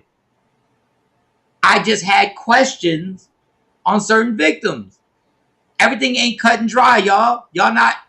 This whole Hollywood thing is different than everything else in the world. I didn't say the man didn't deserve to go to jail. What? What you mean, Johnny Gill? Mike's going What that mean? Johnny Gill you. That's some joke. I don't even get What that mean? I don't get that one actually. No, but it's just hilarious how y'all will rock.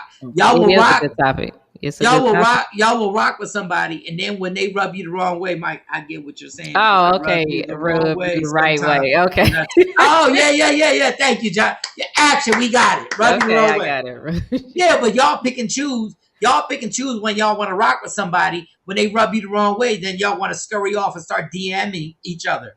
Well, go ahead. Y'all not built for this then. Y'all not built for it because I be rocking with your opinions. So when somebody don't want to be on the platform of the show, go ahead. You're not built for this. Your spinal cord ain't built. I think we ought to talk about it more. Talk about what more?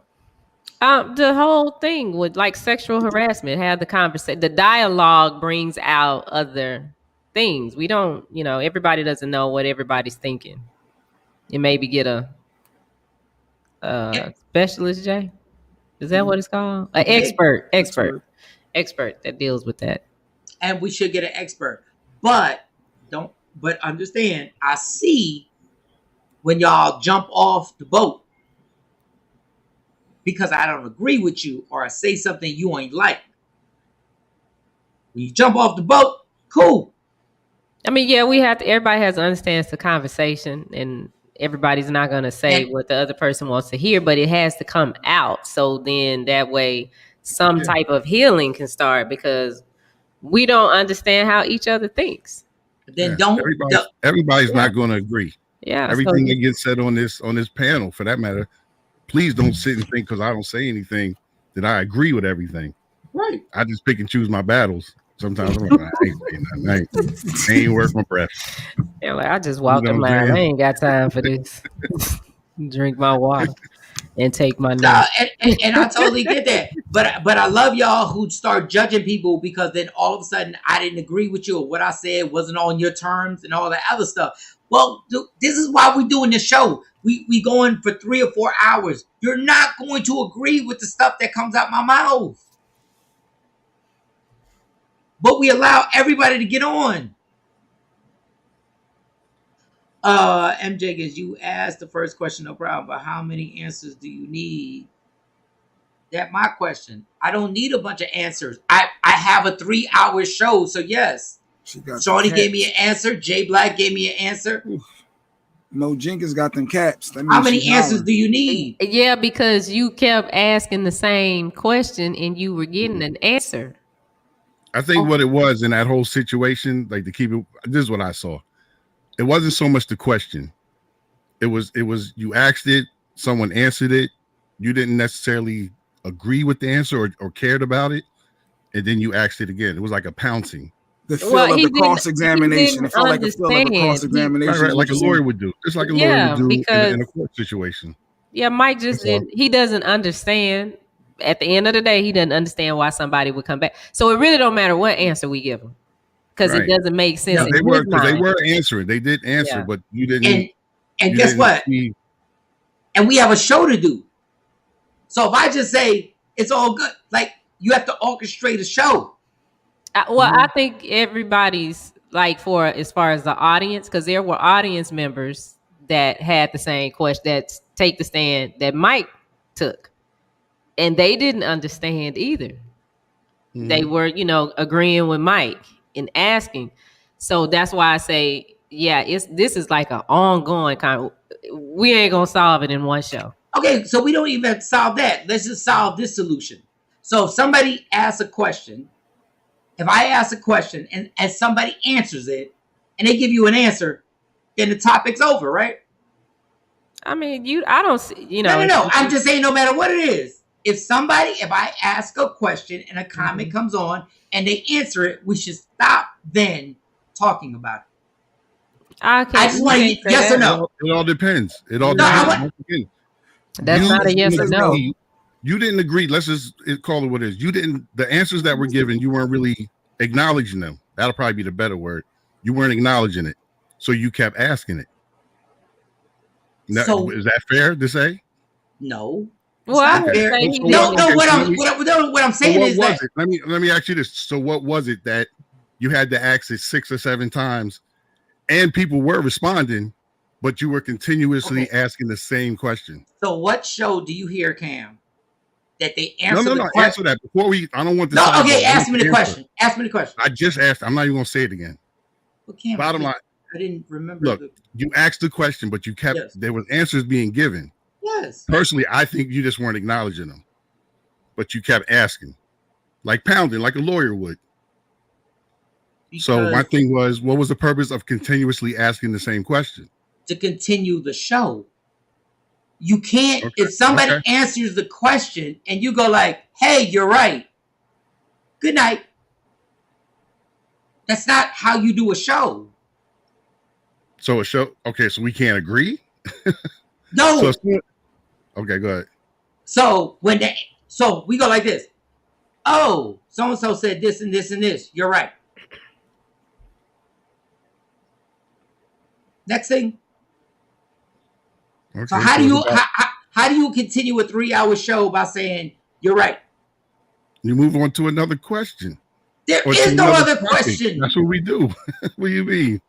But if that's the one if that's the one getting the comments, I don't even know why. I'm going to explain this. If that's the one getting the comments and that's the hot topic, you don't just say, "Hey, you're right," and then dead it. If that's the one getting the emotion, then all right. Well, you did a good job of that. Yeah. Okay. Sorry, I tried. I tried. You talking to Cam? You ain't got to be sorry. I'm just acknowledging what's being said, bro. That's all. Once you get the answer, the conversation could have shifted to the reasoning for their answer. Okay, but if I don't know, there's no reason for Mike. That's the thing. Doug, it's like y'all are amazing. Like this is the whole basis on a debate show where you're having opinions. And y'all want somebody to literally be like, hey, I'm going to slow down. I'm not.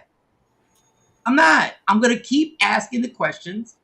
We're going to keep getting into the dialogue.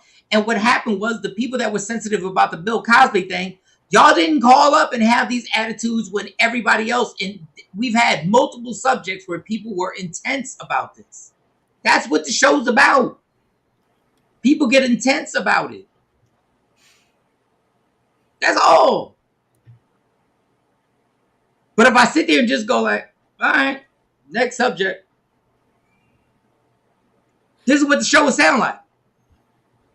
And I think they're looking for you to be more sensitive to the victims that were, or more sensitive, and ladies, correct me if I'm wrong, sensitive to women in the situation. Because, they did feel like you were victim blaming. Like you saying, it's your fault.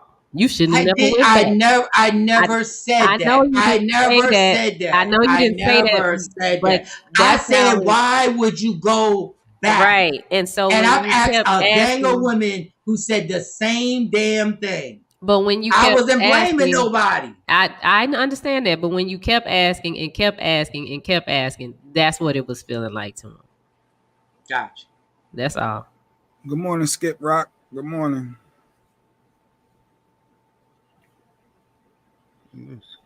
Hey, Skip. Cheatham? Skip who? Skip Rock. Yeah, he Oh, was. hey, Skip Rock. He's circled back to the Mount Laurel case.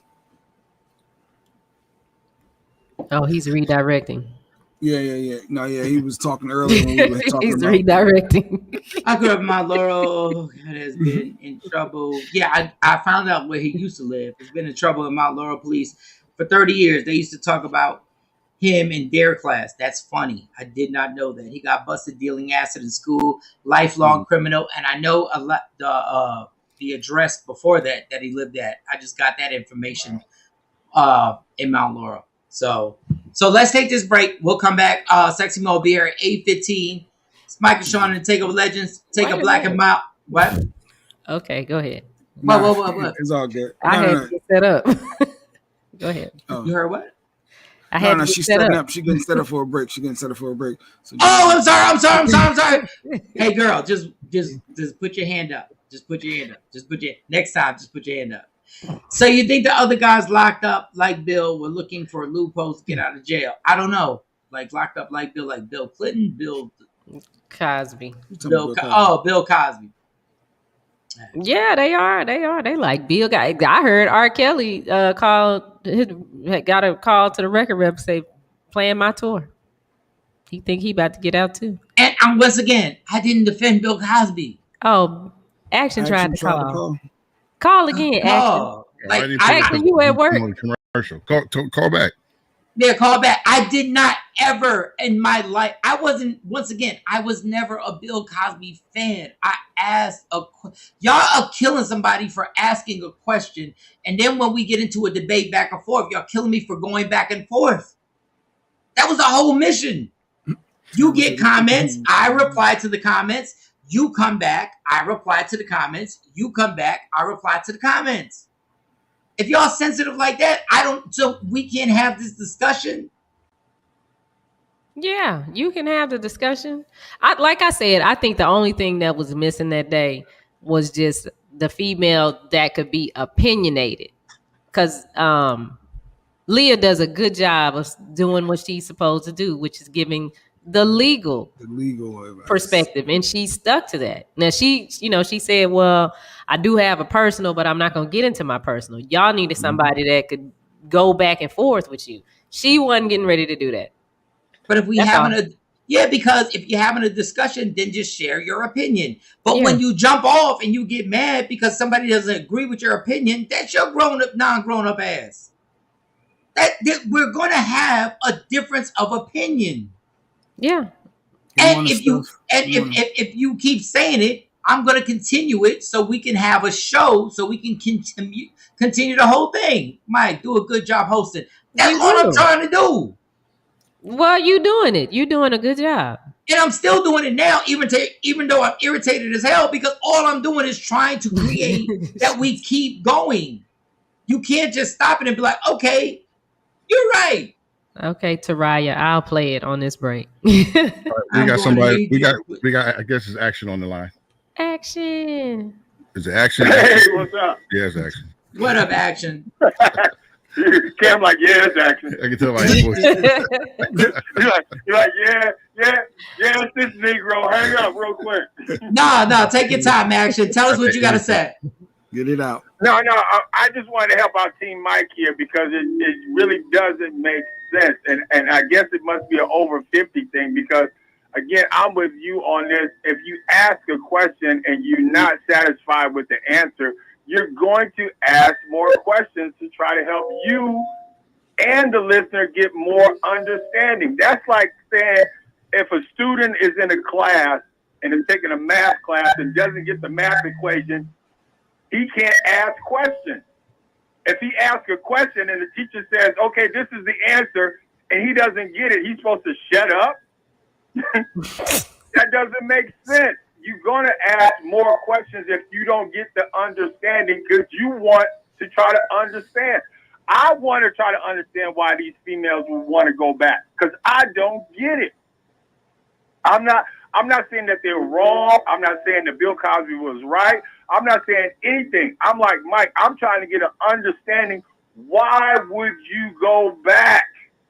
It's not trying to blame the victim. It's trying to understand because I want to know. And again, it's just like anybody asking a question. If you keep asking a question, you don't understand it. And you're looking not for the perfect answer, but an answer that will help you understand. And I don't understand why anybody would get offended by somebody trying to get some understanding just because they don't get it like you would get it, like the doctor would get it, like anybody would get it. Like I don't get why y'all don't get it. Well, these females wouldn't go back because of this, blah blah blah blah blah blah. No. Help me understand why they went back because I don't get it.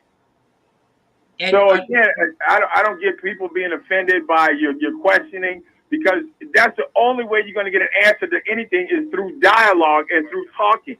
And if you're offended by dialogue and talking, then you need to be out of the conversation. Hey. That's all. Hey. Can I get some water with that ice? Question the victim. He's so cool. Hold up, action. Afro Queen said, question the victim also comes off as dismissive, so it triggers some people. Listen, people. I don't see how that would be cold.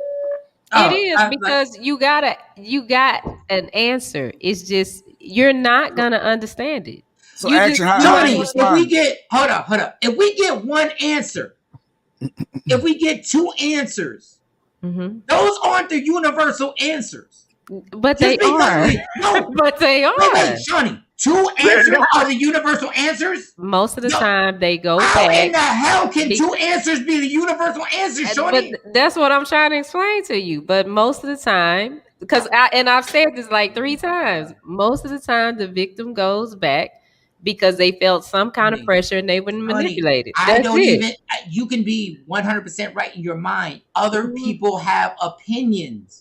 Other people. Yeah, okay, you want to hear all the opinions, and I get that. Exactly. So I agree with you. So you can't say we agree that we got to have a conversation, and the conversation keeps going.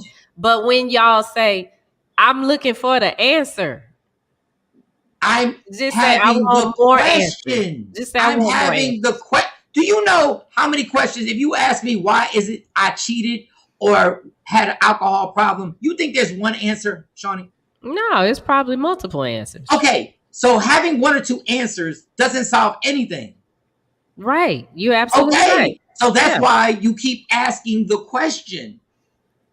Yeah, but you just said one or two answers. I said, that's the universal answer. You say yes. For the most part, yes, that is. How can you say that? Much, in a case like that where somebody was raped, for the most part, you're going to get that same answer.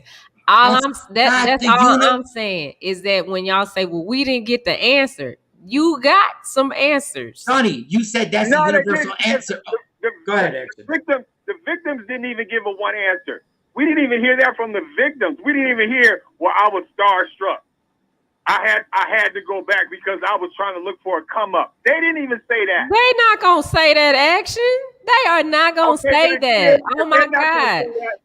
If they're not going to say that, then how could that be the universal answer? Because Action, ain't nobody that went through that going to sit up and say, well, I was trying to come up. Action. The fact of the matter is that if you don't fall in line with the answer that you're supposed to say, then people get mad. And they work on the other side too. So that's why they gave there's the written answers that somebody told them, you get up there and say this. That's Shawnee, that's why you can't say after one or two people say that's the universal answer. Because it's not. It's not. They're two sides of this story on every single thing. And I'm not defending Bill Cosby. But I get sick of y'all who get mad because I'm asking a question. And did I ask it over and over again? Ask any interviewer, watch any interviewer who's actually interviewed anybody and see if they just asked the question one time. No, they're going to ask it multiple times. Yes. They're going to do that, but say we didn't get an answer. No, you got an answer. We also got different answers. We also got different answers that day. But y'all didn't want to acknowledge the other answers. Y'all wanted to run and DM each other. And not talking about Shawnee. Y'all want to run and DM each other, but y'all saw different answers. Mm-hmm. So when we have a discussion, if you're not built for the entire discussion, that's not my fault. That's not my fault. But what I'm not going to do is start falling back and be like, oh, I'm not going to answer this because I could offend somebody. Man, you got to be kidding me. I'm asking questions that other people actually have questions on. And nobody's answer is the universal answer. There is no answer that's the universal answer. There's always another side of this whole thing. So when y'all start pointing fingers like Mike just wanted to be right. No, Mike was doing a show where you get 50-50 and you start asking other people and you start getting other points of view. Y'all mad at that? Kiss my ass. Yeah, what if one of the victims would have came forward and said like, hey, I'm not a victim. I wanted to do it. Is that an answer? All these That's people the are answer. Lying. We wanted to do it. Action. Wait. But this is my thing. This is my thing. If one of the victims did say that, y'all would kill that victim. No, because if the victim, number one, if a woman came and said, oh, well, I wanted to do it, she ain't a victim. That's what she signed up for. And that was the whole. What if they were saying like, all these women are lying? We wanted to do it. But all of them not lying, no action. But you don't know that. You don't. You weren't there. Why y'all don't jump on Bill Cosby like that though? That would be the problem. Nah, y'all don't be dragging these raggedy ass mofos like that.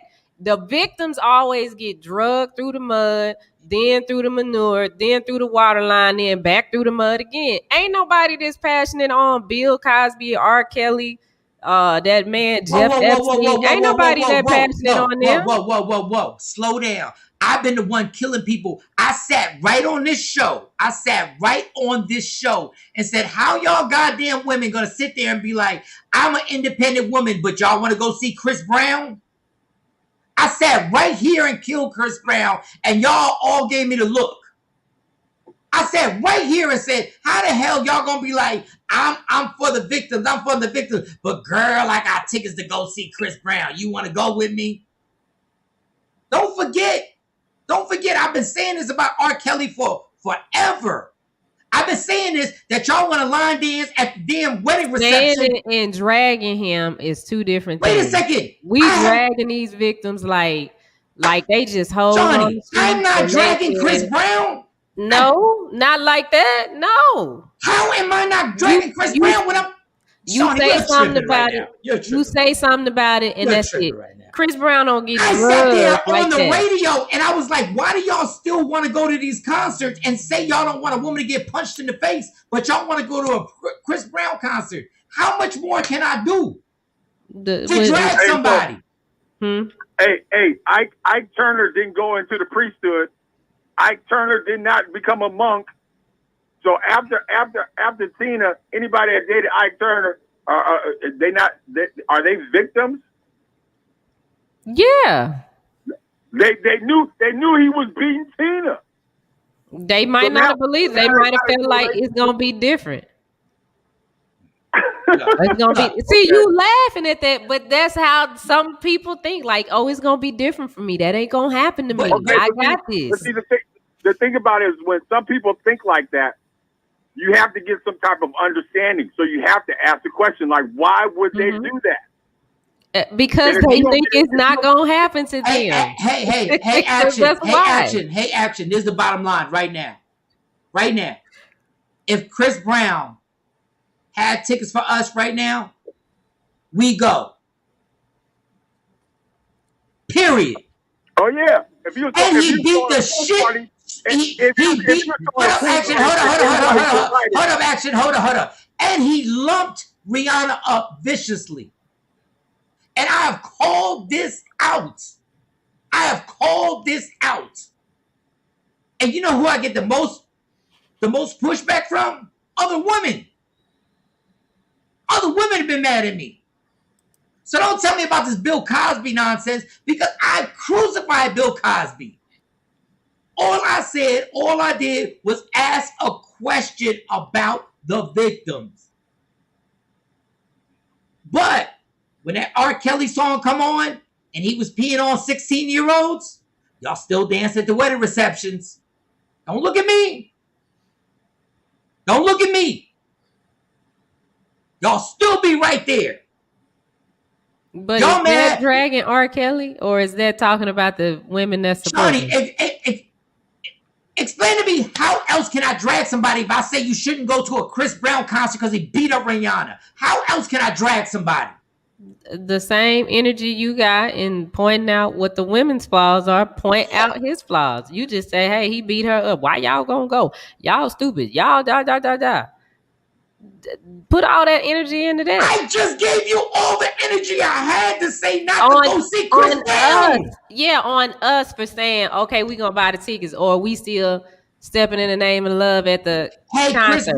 Hey, Chris Brown, you should not have touched a woman ever. You should not have touched a woman ever. Your ass should be beat for touching a woman. Now, the problem with this, Shorty, is when I put that energy in, no. What else you want me to say? Tell me what you want me to say. I'm going to say it. Because after I say it, when Chris Brown comes to your town, who's going to buy the tickets? But I want you to say it just like you just said it to me, to him. Chris, you a bitch for touching Rihanna. You sat up there and danced like Michael Jackson to try and get your situation together. You should not have done any of that. If I was a woman, Chris, I would never support you ever again. Ever. I would never support you. Ever. Tell me what's next, Shawnee. Tell me what's next, I should say. Okay. Hey, I got a question now. Whoa. Action. I'm not done. I'm not done. Now, after I said that, Chris Brown comes to your city. Who's buying the ticket, Shawnee? Now, I did what you wanted me to do. Now, I want you to answer. Who is buying the tickets when Chris Brown comes to the city, Shawnee? Women are.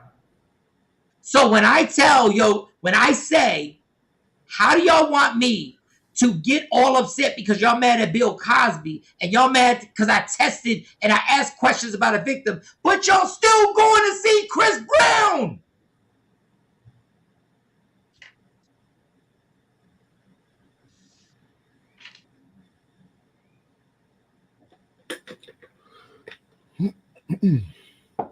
What you want? How y'all gonna have it both ways? All I did was ask a question. Mm-hmm. And y'all still watching Chris Brown videos. Yeah, and y'all still support and love him. Mm-hmm. So how y'all gonna really get that upset over me asking questions about somebody who went back the second time, but y'all still say y'all love Chris Brown? Come on, man. Come on. Because they could change him. It didn't happen to them. See, there you go. But see, that's somebody's answer, though. No, I was just doing the show. But we don't have to accept that answer, though. That's the whole thing. If you give me an answer to a question, I don't have to accept your answer. I can still continue to question it because there's a bunch of male chauvinist stuff. That's so male chauvinistic. So I'm giving you my answer, No, but it's my not answer not gonna. That's It is. anybody. That's Yes, it is. anybody. No. If we were in a relationship and I told you something and you didn't accept my answer, is that chauvinistic because you don't accept my answer? Because your answer probably wasn't right. All right, y'all. All right, let's always an excuse. It's always an excuse when it's you guys, or when you want to make an excuse for whatever your question may be. It's always a fallback. But for us, we gotta accept what you say. Nobody asking you. Whoa. Nobody asked y'all to accept what we're saying. We're trying to get to an understanding. So there's just some line of respect when it comes to it. No, but you want us to accept your answer. You want us to accept the answer that you don't have to accept it. Right. Understand it. That this is the answer. All right, let's take a break because we got sexy mode coming up. Actually, I get what you're saying. I get what you're saying, Shawnee. This whole point was people like Mike want to be right. Mike trying to do a show. Yeah, I got to get back to work unless free agent radio's hiring. No. Ain't nobody getting paid on here right now. We got your application. We're just holding on and we're reviewing it right now. So, thanks for calling, Action. Thank you. Action, good looking. As long as you guys at the end of the rainbow don't want to go in a different direction. Right. Real talk. I know that's right. Real talk. I actually appreciate you. All right, we'll come back. We got Allegedly with Sexy Mo coming up.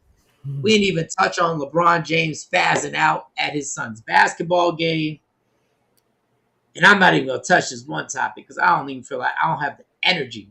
Like, we're going to have to, this next topic that Jay Black brought up, that's going to have to be tomorrow because I'm exhausted. I'm about to take a nap right now. I can't do, can you have an opposite sex best friend? We're not going to start that. Jesus. God. All right, y'all. Michael Shawn TakeOver Legends. Take a 4 minute Black and Mild break. We'll come back. Sexy Mo, Allegedly. Yeah. What up, y'all? It's Michael Shawn from Michael Shawn and the TakeOver Legends. And just in case you missed the show, check this out. What was the lowest point where you were like, I don't know if I can get out of this? Like, what was the lowest point in your life where you're like, I think I've screwed up so much that I can't lift myself from this guy? Well, it had to be when I was in jail, and I had a new baby. And I was in jail for months for bank robbery. And I'm doing a documentary. Y'all think you know, but you don't really know. No, we don't know. Go ahead. Just out of curiosity, when you said robbing the bank, was it the Cleo style from Set It Off, or was it the pass the note? Like when you was robbed, like what did you pass the note, or when you came in there guns a blazing? Everybody get down. I worked at the bank I robbed. Inside. I just took the money and went like this. Michael Shawn and the TakeOver Legends. Your escape from reality. Right here on Free Agent Radio. What up, y'all? It's Michael Shawn from Michael Shawn and the TakeOver Legends. And just in case you missed the show, check this out. Hey, yo, DJ Cam. I didn't want to say the last time I was on. What? You took a full nap. Oh, I might have. It could happen. What? It can. Look at that. You took a But you sure we couldn't have talked about that on the side? We couldn't talk about that off air, though? We couldn't have. No. I couldn't hold it no more. I couldn't hold it no more. I let it go a whole week. I was so impressed at the way you did it, though. You're like...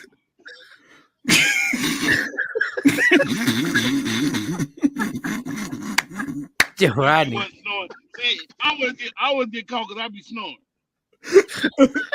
No, the funny thing is that's the look that you look when you taking trains and buses in New York your entire life. Because when you fall asleep, when you wake up, you always got to do the look like you always got to do this. Who's around me? Who's there? Who's over? Larry's back. Hey man, best morning show on. I turned off Steve Harvey because I heard y'all. Oh man, appreciate you, Rodney. Thank you. Michael Shawn and the TakeOver Legends. Your escape from reality. Right here on Free Agent Radio. What up, y'all? It's Michael Shawn from Michael Shawn and the TakeOver Legends. And just in case you missed the show, check this out. Dog, Straight Outta Rehab was a song that I made when I came straight out of rehab. Straight Outta Rehab. Straight Outta Rehab, a crazy alcoholic named Michael. Michael Shawn and the TakeOver Legends. Where the truth hurts, but also makes you laugh. And I remember that, the producer didn't know if he wanted to play it because I guess it was too transparent. But my thing was I was gone for like 2 months and they kept saying I was on vacation. I was like, damn, Howard Stern don't go on a 2-month vacation. So you was 2 months off of the radio, you were gone, and then you popped back up. Yeah, and Didi, the host of the show, was like, Michael Shawn's on vacation. And I was like, I had to giggle at that. There was some type of law they couldn't say I was in it was some ridiculous human resource was saying something they couldn't say I was in rehab. And I was like, but I'm saying I'm telling you, you can say it. Like, you can say I'm in rehab. So that was the basis. Like when I was in rehab, I was writing that after I got over, being in rehab. Like when I got comfortable. Michael Shawn and the TakeOver Legends. Your escape from reality. Right here on Free Agent Radio. We the worst rankers, baby. We about to ruin another instant classic. People were like, Mike Shawn, where you been for 60 days? Yo, Aristotle, let's tell her. Straight out of rehab, a crazy alcoholic named Michael. Trying to break this alcoholic cycle. 2 shots, 3 shots, just to start the day. My girl mad, cause I'm even drunk on Sundays. Every day, I'm headed to the liquor store. Take a shower, liquor coming out my pores. People saying, Mike Shawn, you better try and chill. Mind your business, and hand me some Advil. Got a headache, I'm so hungover. Gotta work in the morning, hope I'm sober. DUI, now I'm getting pulled over. Oh Lord, now I'm getting pulled over. Please, sir, step out the car. Hand me your license and recite the alphabet backwards. Backwards? Oh! Straight out of rehab, crazy alcoholic up in AA. Say my name out loud, they reply, hey. 60 days in a drug-free clean state. Cold word, I was on a little vacay. Sharing feelings that I never thought I'd ever say. Grabbing tissue, eyes sweaty, I don't wanna stay. Calling home, yo, let me talk to my maid. No, for real. Let me talk to my maid. Man up, 12 steps is the game plan. Tell the truth if you really want to beat it, man. No chicks, no drink, pass on the tab. Michael Shawn, and I'm straight out of rehab. We the worst rankers, baby. We have just ruined another classic song. Michael Shawn, Aristotle, Pluto, Rest Up, Pills, Cosby, my man Flip, make a badass. Yeah, Michael Shawn, we the worst records. You know what I say? Yeah, yeah.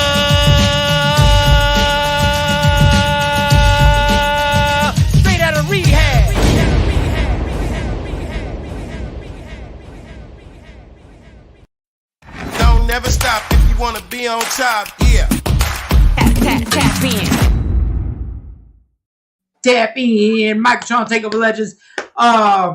Dave Burns. Wow, laugh aloud. Roddy Perry's hilarious. Roddy Perry. July 14th goes down at the Addison Improv. Get your tickets 972-404-8501 or tap the link in the bio. It will be a crazy situation. Jay Black, DJ Cam. I was thinking about that night, the comedy show. That's July. I was thinking about getting up, doing like 5 minutes of stand up. I was thinking about trying to get 5 minutes to get on stage. I might be performing that night too. I don't know. It's been on my mind. It's been on my mind a little bit. Just to put it out there. I don't know. I'm just sharing my thoughts a little bit. All right, well, warm up. Warm up. Wait, warm up now. Since I know I love y'all, Cam. No, Cam. Go. You know what, Cam? Introduce him. I didn't want to laugh because I didn't want that to be perceived as a part of laughing at his comedy. I'm trying to pull my laugh back. All right, Jay. You want to get it popping? Coming to the stage. Go get it. There's a cat from somewhere in Philadelphia. Say what? Give it up. His first time on the stage. Say what? Give it up for Philly's own Jay Black. Jay Black! Jay Black! Thank y'all. Oh man, give it up for the ladies in the crowd. Y'all look good, ladies. Give it up, ladies. Y'all look good. Oh, look at them ladies out there. Hey, shout out to my man. I see you, player. I see you, playboy. All right, so look, I got a question for you. I see one lady right there. Oh, brown skin. What's that? Oh, shiny sky. Okay, how you doing, Shiny? What's up? I'm in the crowd. Look at this light skin hater over here. Oh, Christopher Williams. He's played out. It's over, son. Back to Shiny. Shiny, hey, why did the golfer bring 2 pair of pants? Why? I don't know. You want me to tell you why? That's why we do. In case he got a hole in one. So he had 2 pairs. You get it? Hole in one, 2 pairs of pants. Thank you. Yeah, I got more. Hey, I got another one for you, Shiny. Okay. What did the policeman say to his belly button? I don't know. You're under a vest. Oh, this man got jokes for days, ladies and gentlemen.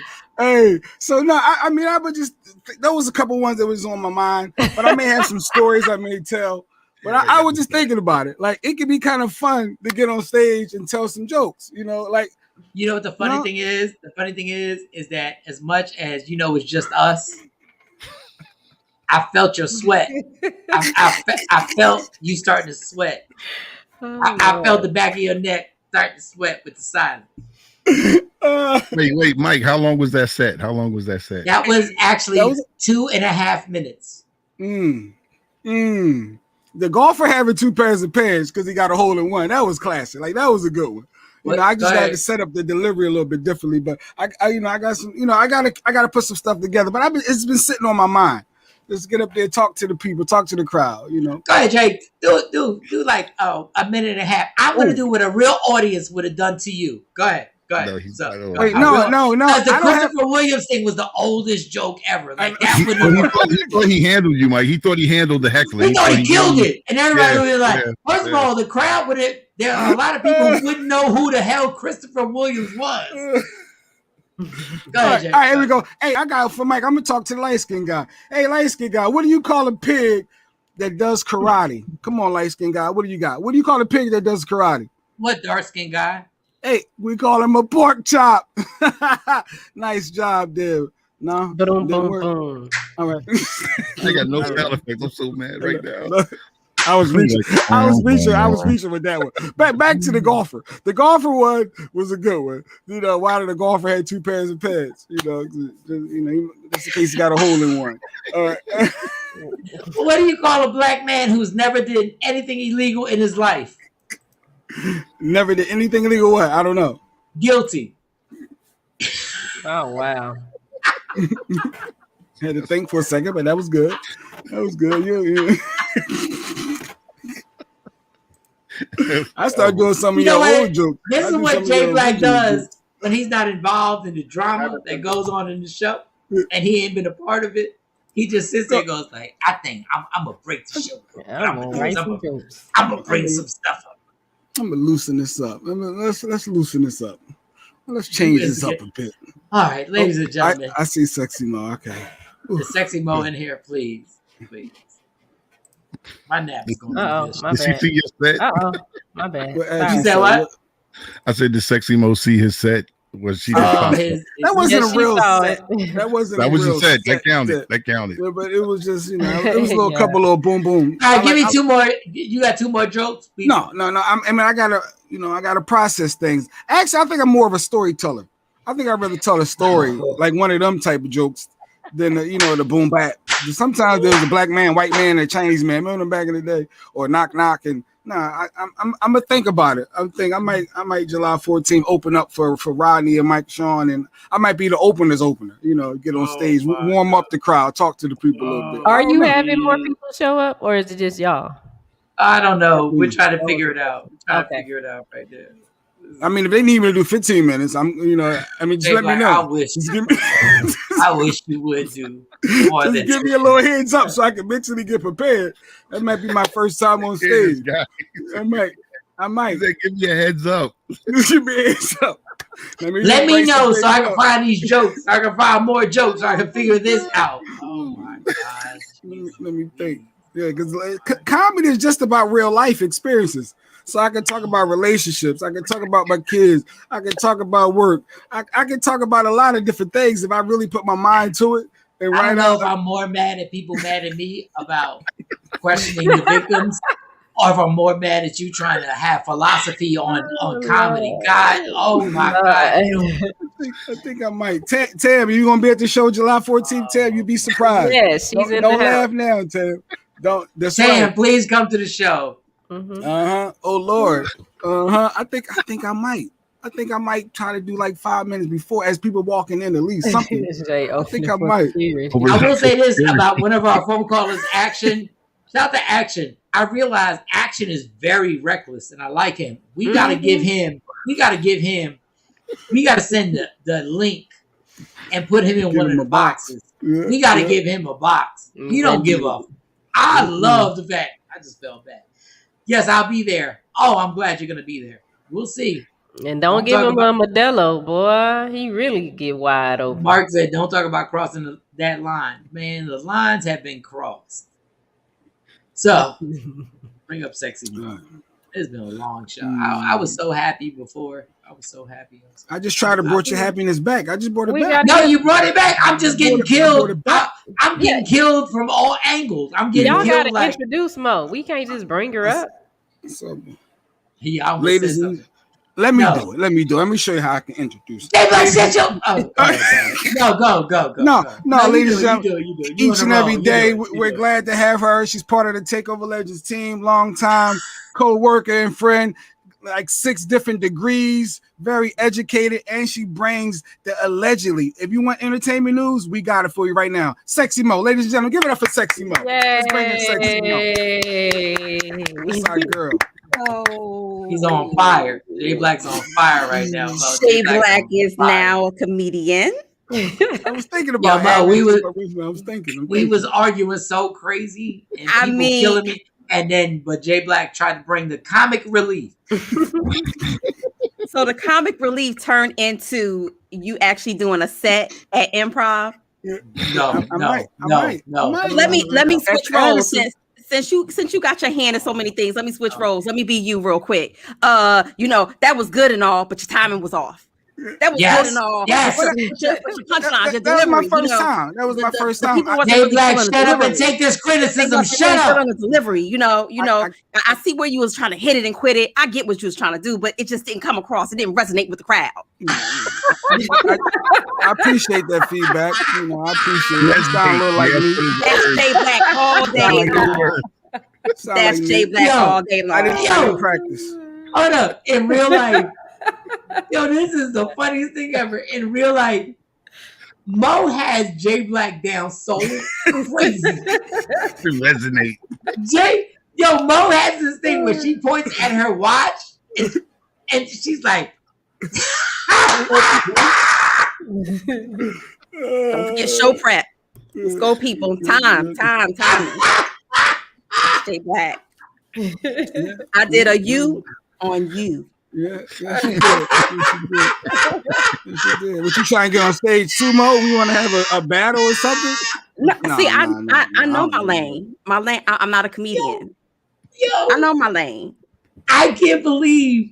Oh my God! I can't believe your impersonation. And I think it was last week.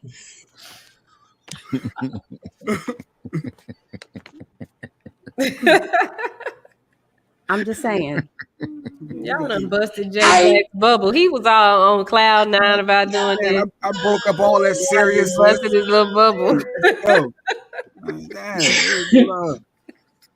It's my first time. Go ahead, Mo. It didn't resonate. A nice intro and then brought her in. This shit, but Jay Black can't take that. He like, now he got the puppy dog voice on. Go ahead. Tell us. We keep it moving. Listen, at any point when you're telling your stories, if you want to break into a Jay Black impersonation, feel free. Oh, sure. I have many. But if you have something, just jump into it. For those listening on Free Agent Radio, you can't see it. On Media Room 360, you can see it. If you want to break into something and be like, bam, I'm Jay Black. I got my first gig, I think. Let me looking at that comment. I might get booked for a 2-year-old birthday party. I don't know. I might. All right, Action said, I got you. I'm booking you right now for a 2-year-old birthday party. You're free. Golf joke will stay. Wait a minute. Him and you can take Randy with you, your magician friend. Randy, yes, the magician. Do some magic. All right, let's go. How you gonna bring a magic person on the show, and how they gonna see the magic? Yeah, nobody saw the magic. Nobody saw the magic. Jay didn't care. We on this radio show. He gonna do magic. Yeah, that makes total sense. Go ahead, Sexy Mo. That was my last one. But Michael Shawn, it's a lot going on right now. I'm talking about Safari and Erica Mena. Now, I've been following their whole divorce case. And hey, Mo, real quick. I'm sorry, and I'm gonna let you go. Go ahead. Did Erica get surgery on her nose? Did you see her? Did she get surgery on her nose? Do you think? So they never say that they do, but that's a whole lot of contouring for somebody to say that they haven't gotten surgery on her nose. Okay. I think that she's gotten surgery. Okay, my bad. Go ahead, continue. Clearly, she got surgery on her boobs and her ass. We know that. Would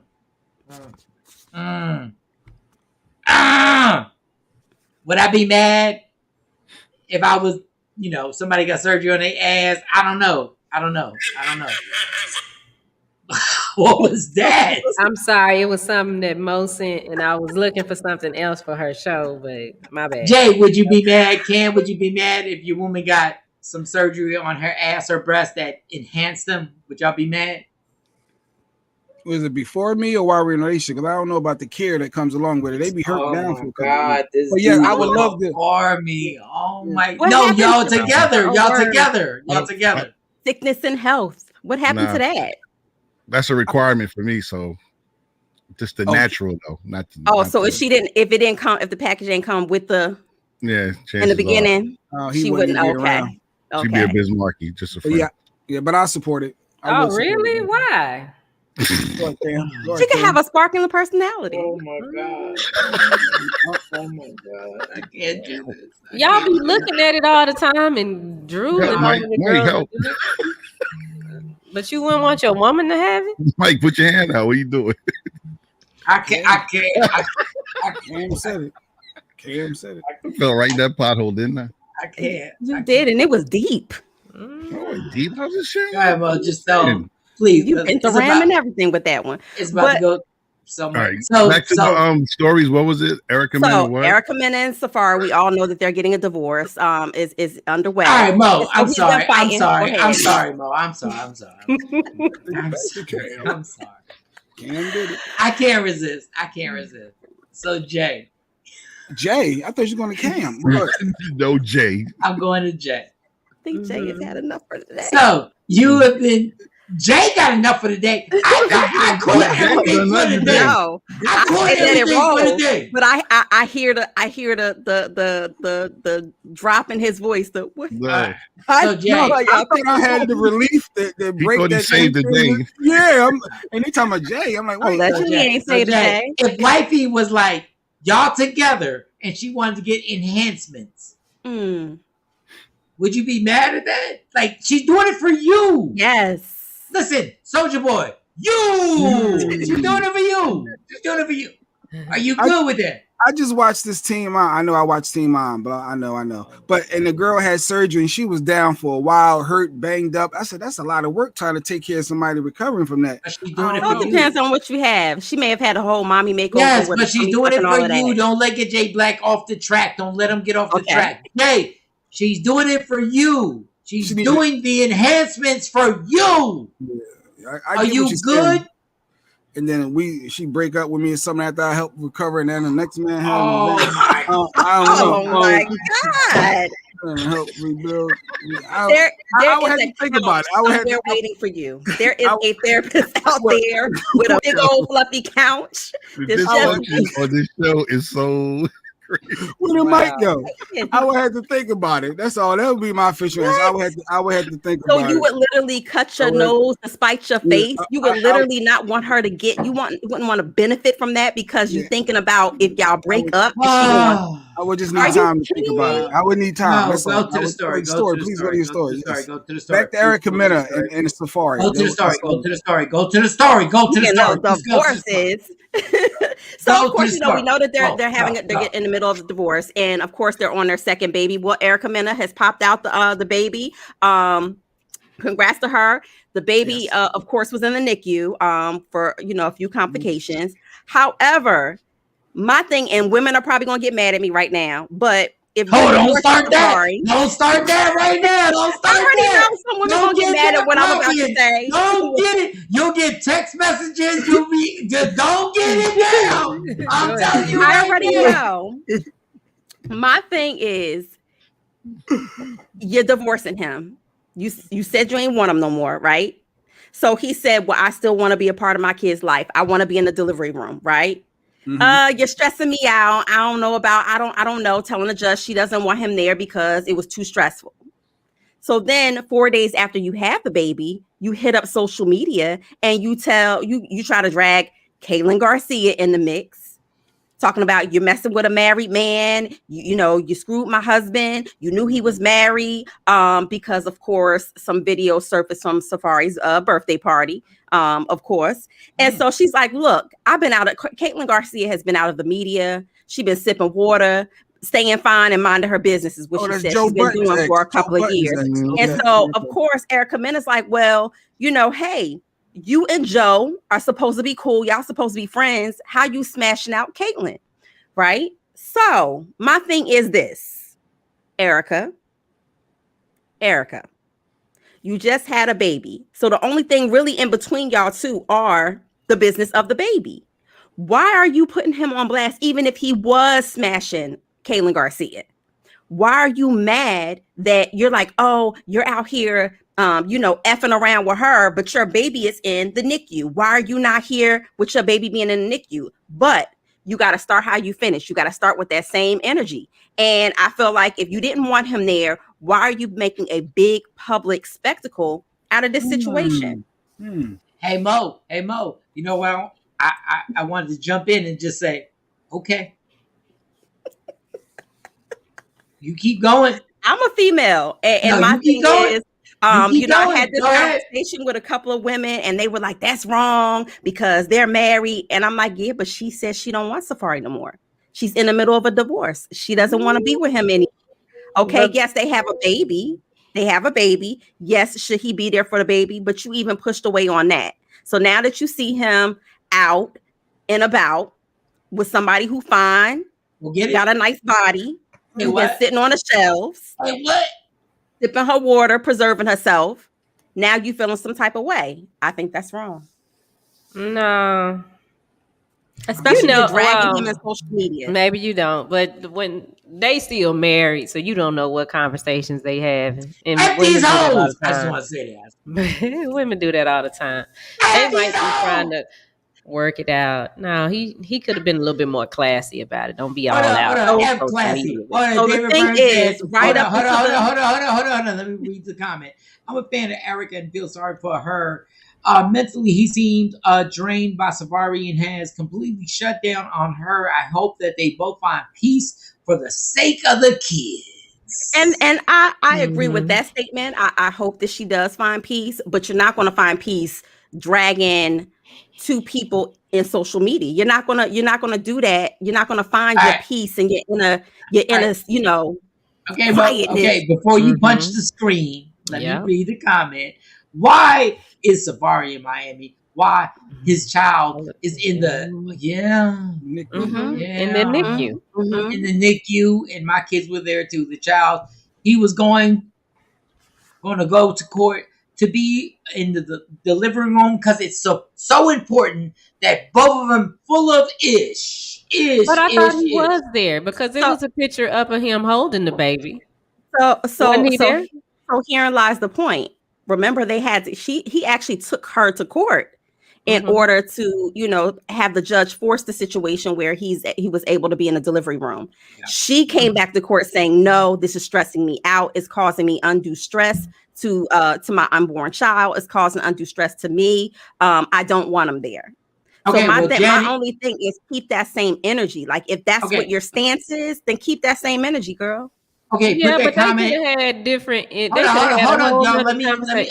on. Let me get that comment back up with Janet. Let me get that comment back up. She put she got what she wanted, so bye, girl. No.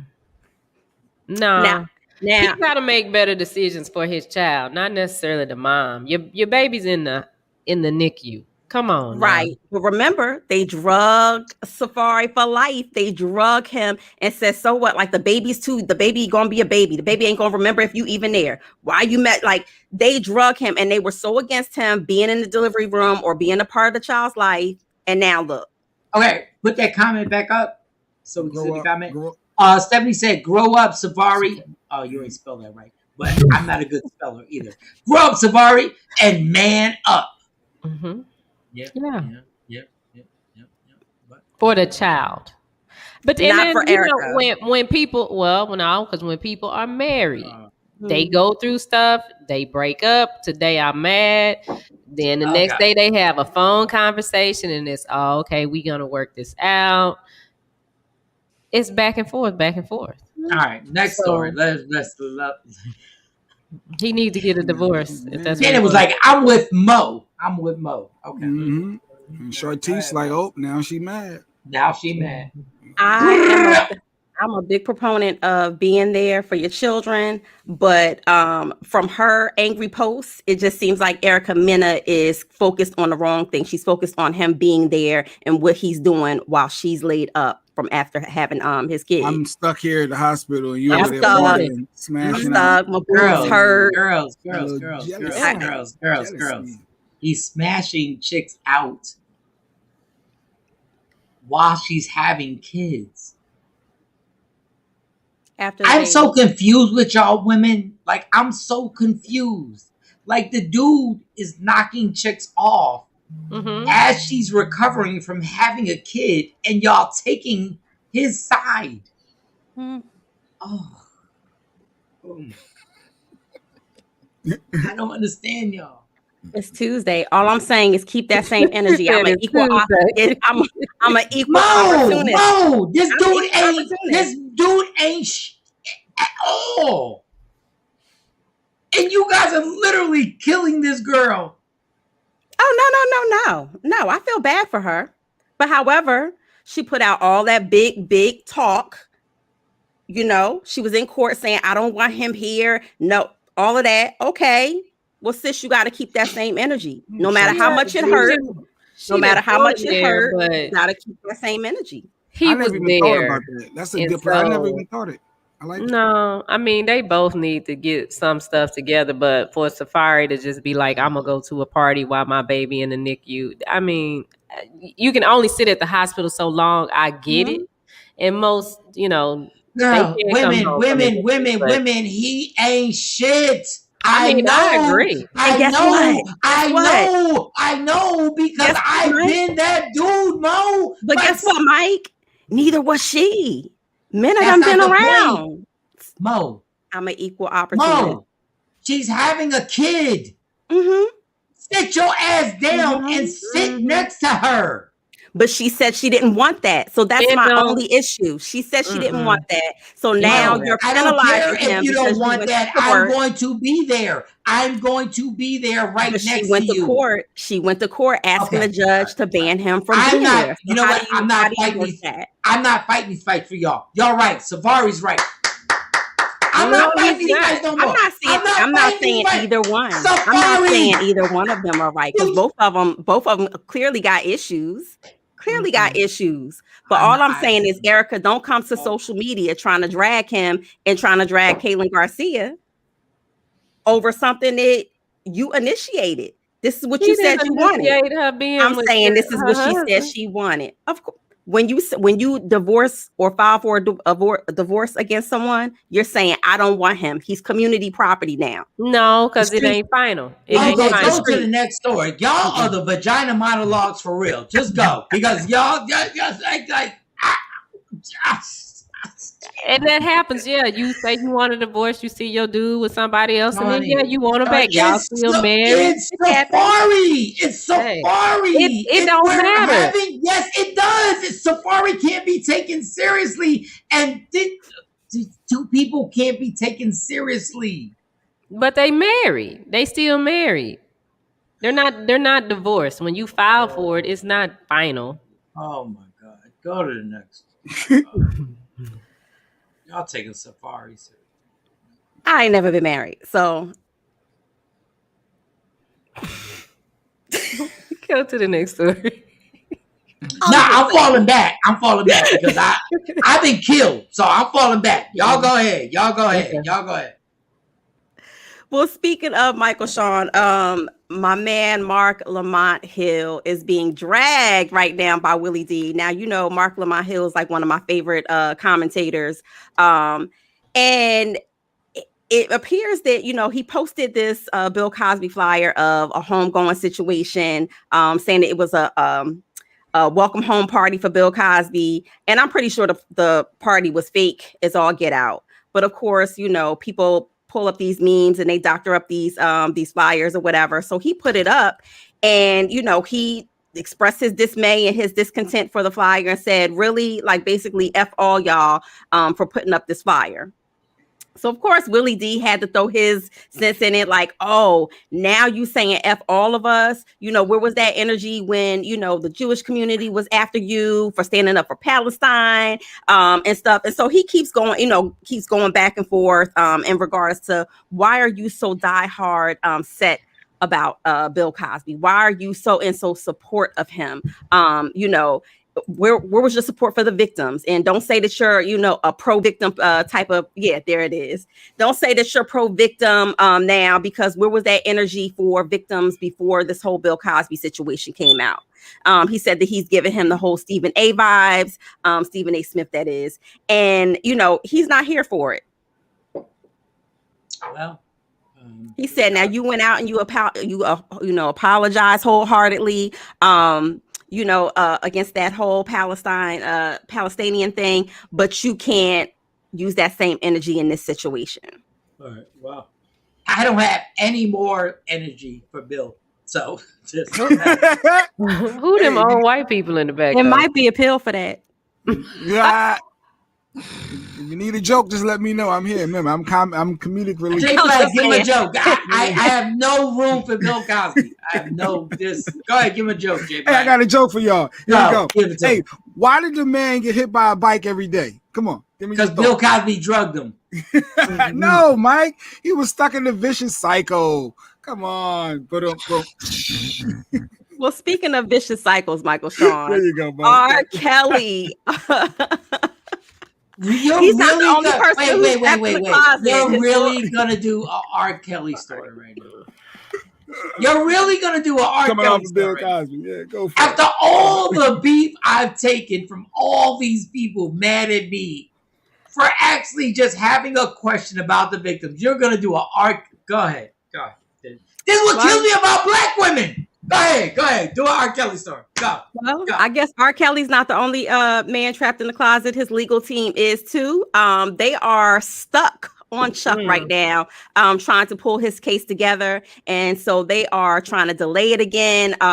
It has basically been delayed for over almost 2 years now. And he's been, of course, locked up, detained still. But it's crazy because I told you before he had gotten rid of his, his other 2 lawyers. He had like a 4-man team, and now he's brought on this new attorney. And anybody who's been through a trial knows that you do not, right before you go to trial, get a new attorney. You don't bring on new people to the legal team because they have to do their research. They have to, look through millions and millions of documents. Maybe I'm exaggerating, thousands, but a whole hell of a lot. Put it that way. Yeah. And so it can only hurt his case right now. So it can only hurt R. Kelly's case right now. If he could read it.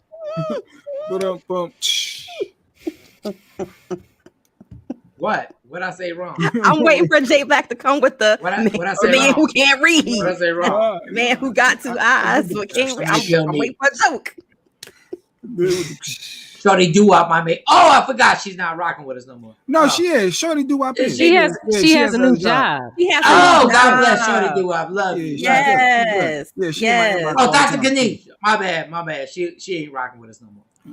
Oh man, she just not gonna be on the show anymore. Yeah, we can play. We want to play. Y'all want to play? Let's play. Go ahead. Oh man, it's 9:51. We on time today. I got a doctor's appointment. I gotta leave sharp at the top of the hour. Yeah, I gotta leave the top of the hour because you left it. Look at the time. Look at the time. Look at the time. Look at the time. Speaking of time, go ahead, Mo. Don't ride with the wave. Don't ride with the wave. Hold up.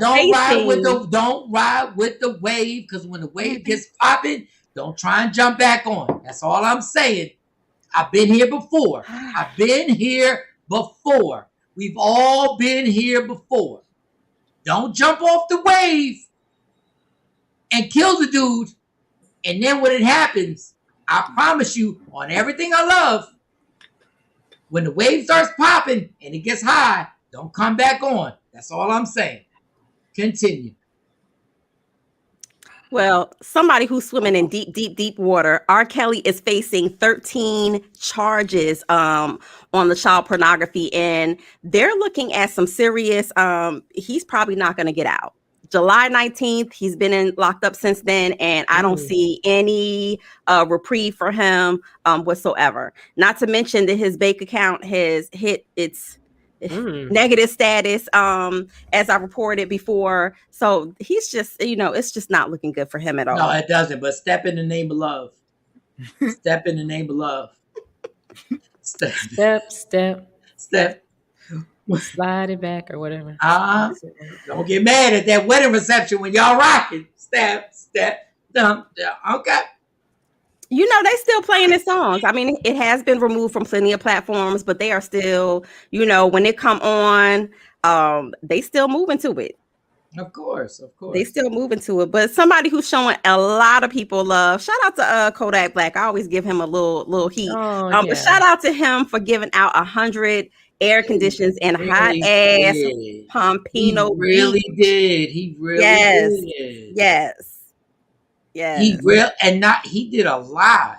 Like, let's clap it up for Kodak Black. Like, he did stuff that I was like, he also made sure that they were installed, which is very important. You know, because a lot of times you get these things, especially for the elderly community, they get these things, free giveaways, and they have nobody to install them, and they just sit there in the middle of the floor. Yeah, if you drop it on in the the middle porch of a heat wave.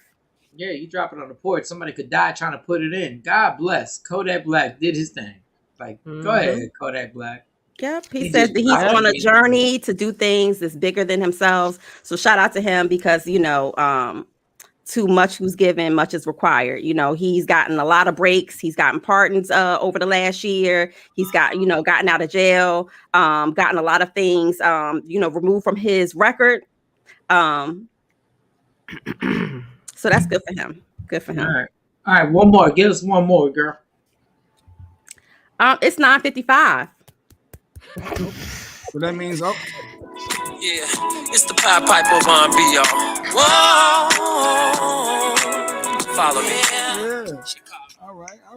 Hey. Oh, yeah. Wait a minute. Hey, I'm just seeing something. Mike was in a TikTok at the party. Did you know that? Yeah, I was. Yeah, you in the bump. Yeah, where they walk through and they pop their butt. Mike on here popping his butt. Oh, you doing the challenge? No, I was not. You're a damn lie. You was doing the challenge, Mike? No, I was watching it in the background. I was watching. I would have done it. I was brand new. I would have done it, but I was brand new to the team. So I watched them all rock out. So I just watched them. Mike gyrating. I'll gyrate in a second. Like, don't get it effed up. But I was brand new. I had to break myself into the crew. All right, so let's wrap this up. Mo didn't have any more stories, and she had 5 more minutes. I mean, outside of Nene Leakes calling Shawnee O'Neal to the carpet, swish. She said, you know what? With her show, she felt like Shawnee O'Neal. Nobody can go against her, which we've seen. Through season after season after season. You come up and said another story. I got stories. No, I was just kidding. I was just kidding. Like, we're good. We can just wrap it. We're good.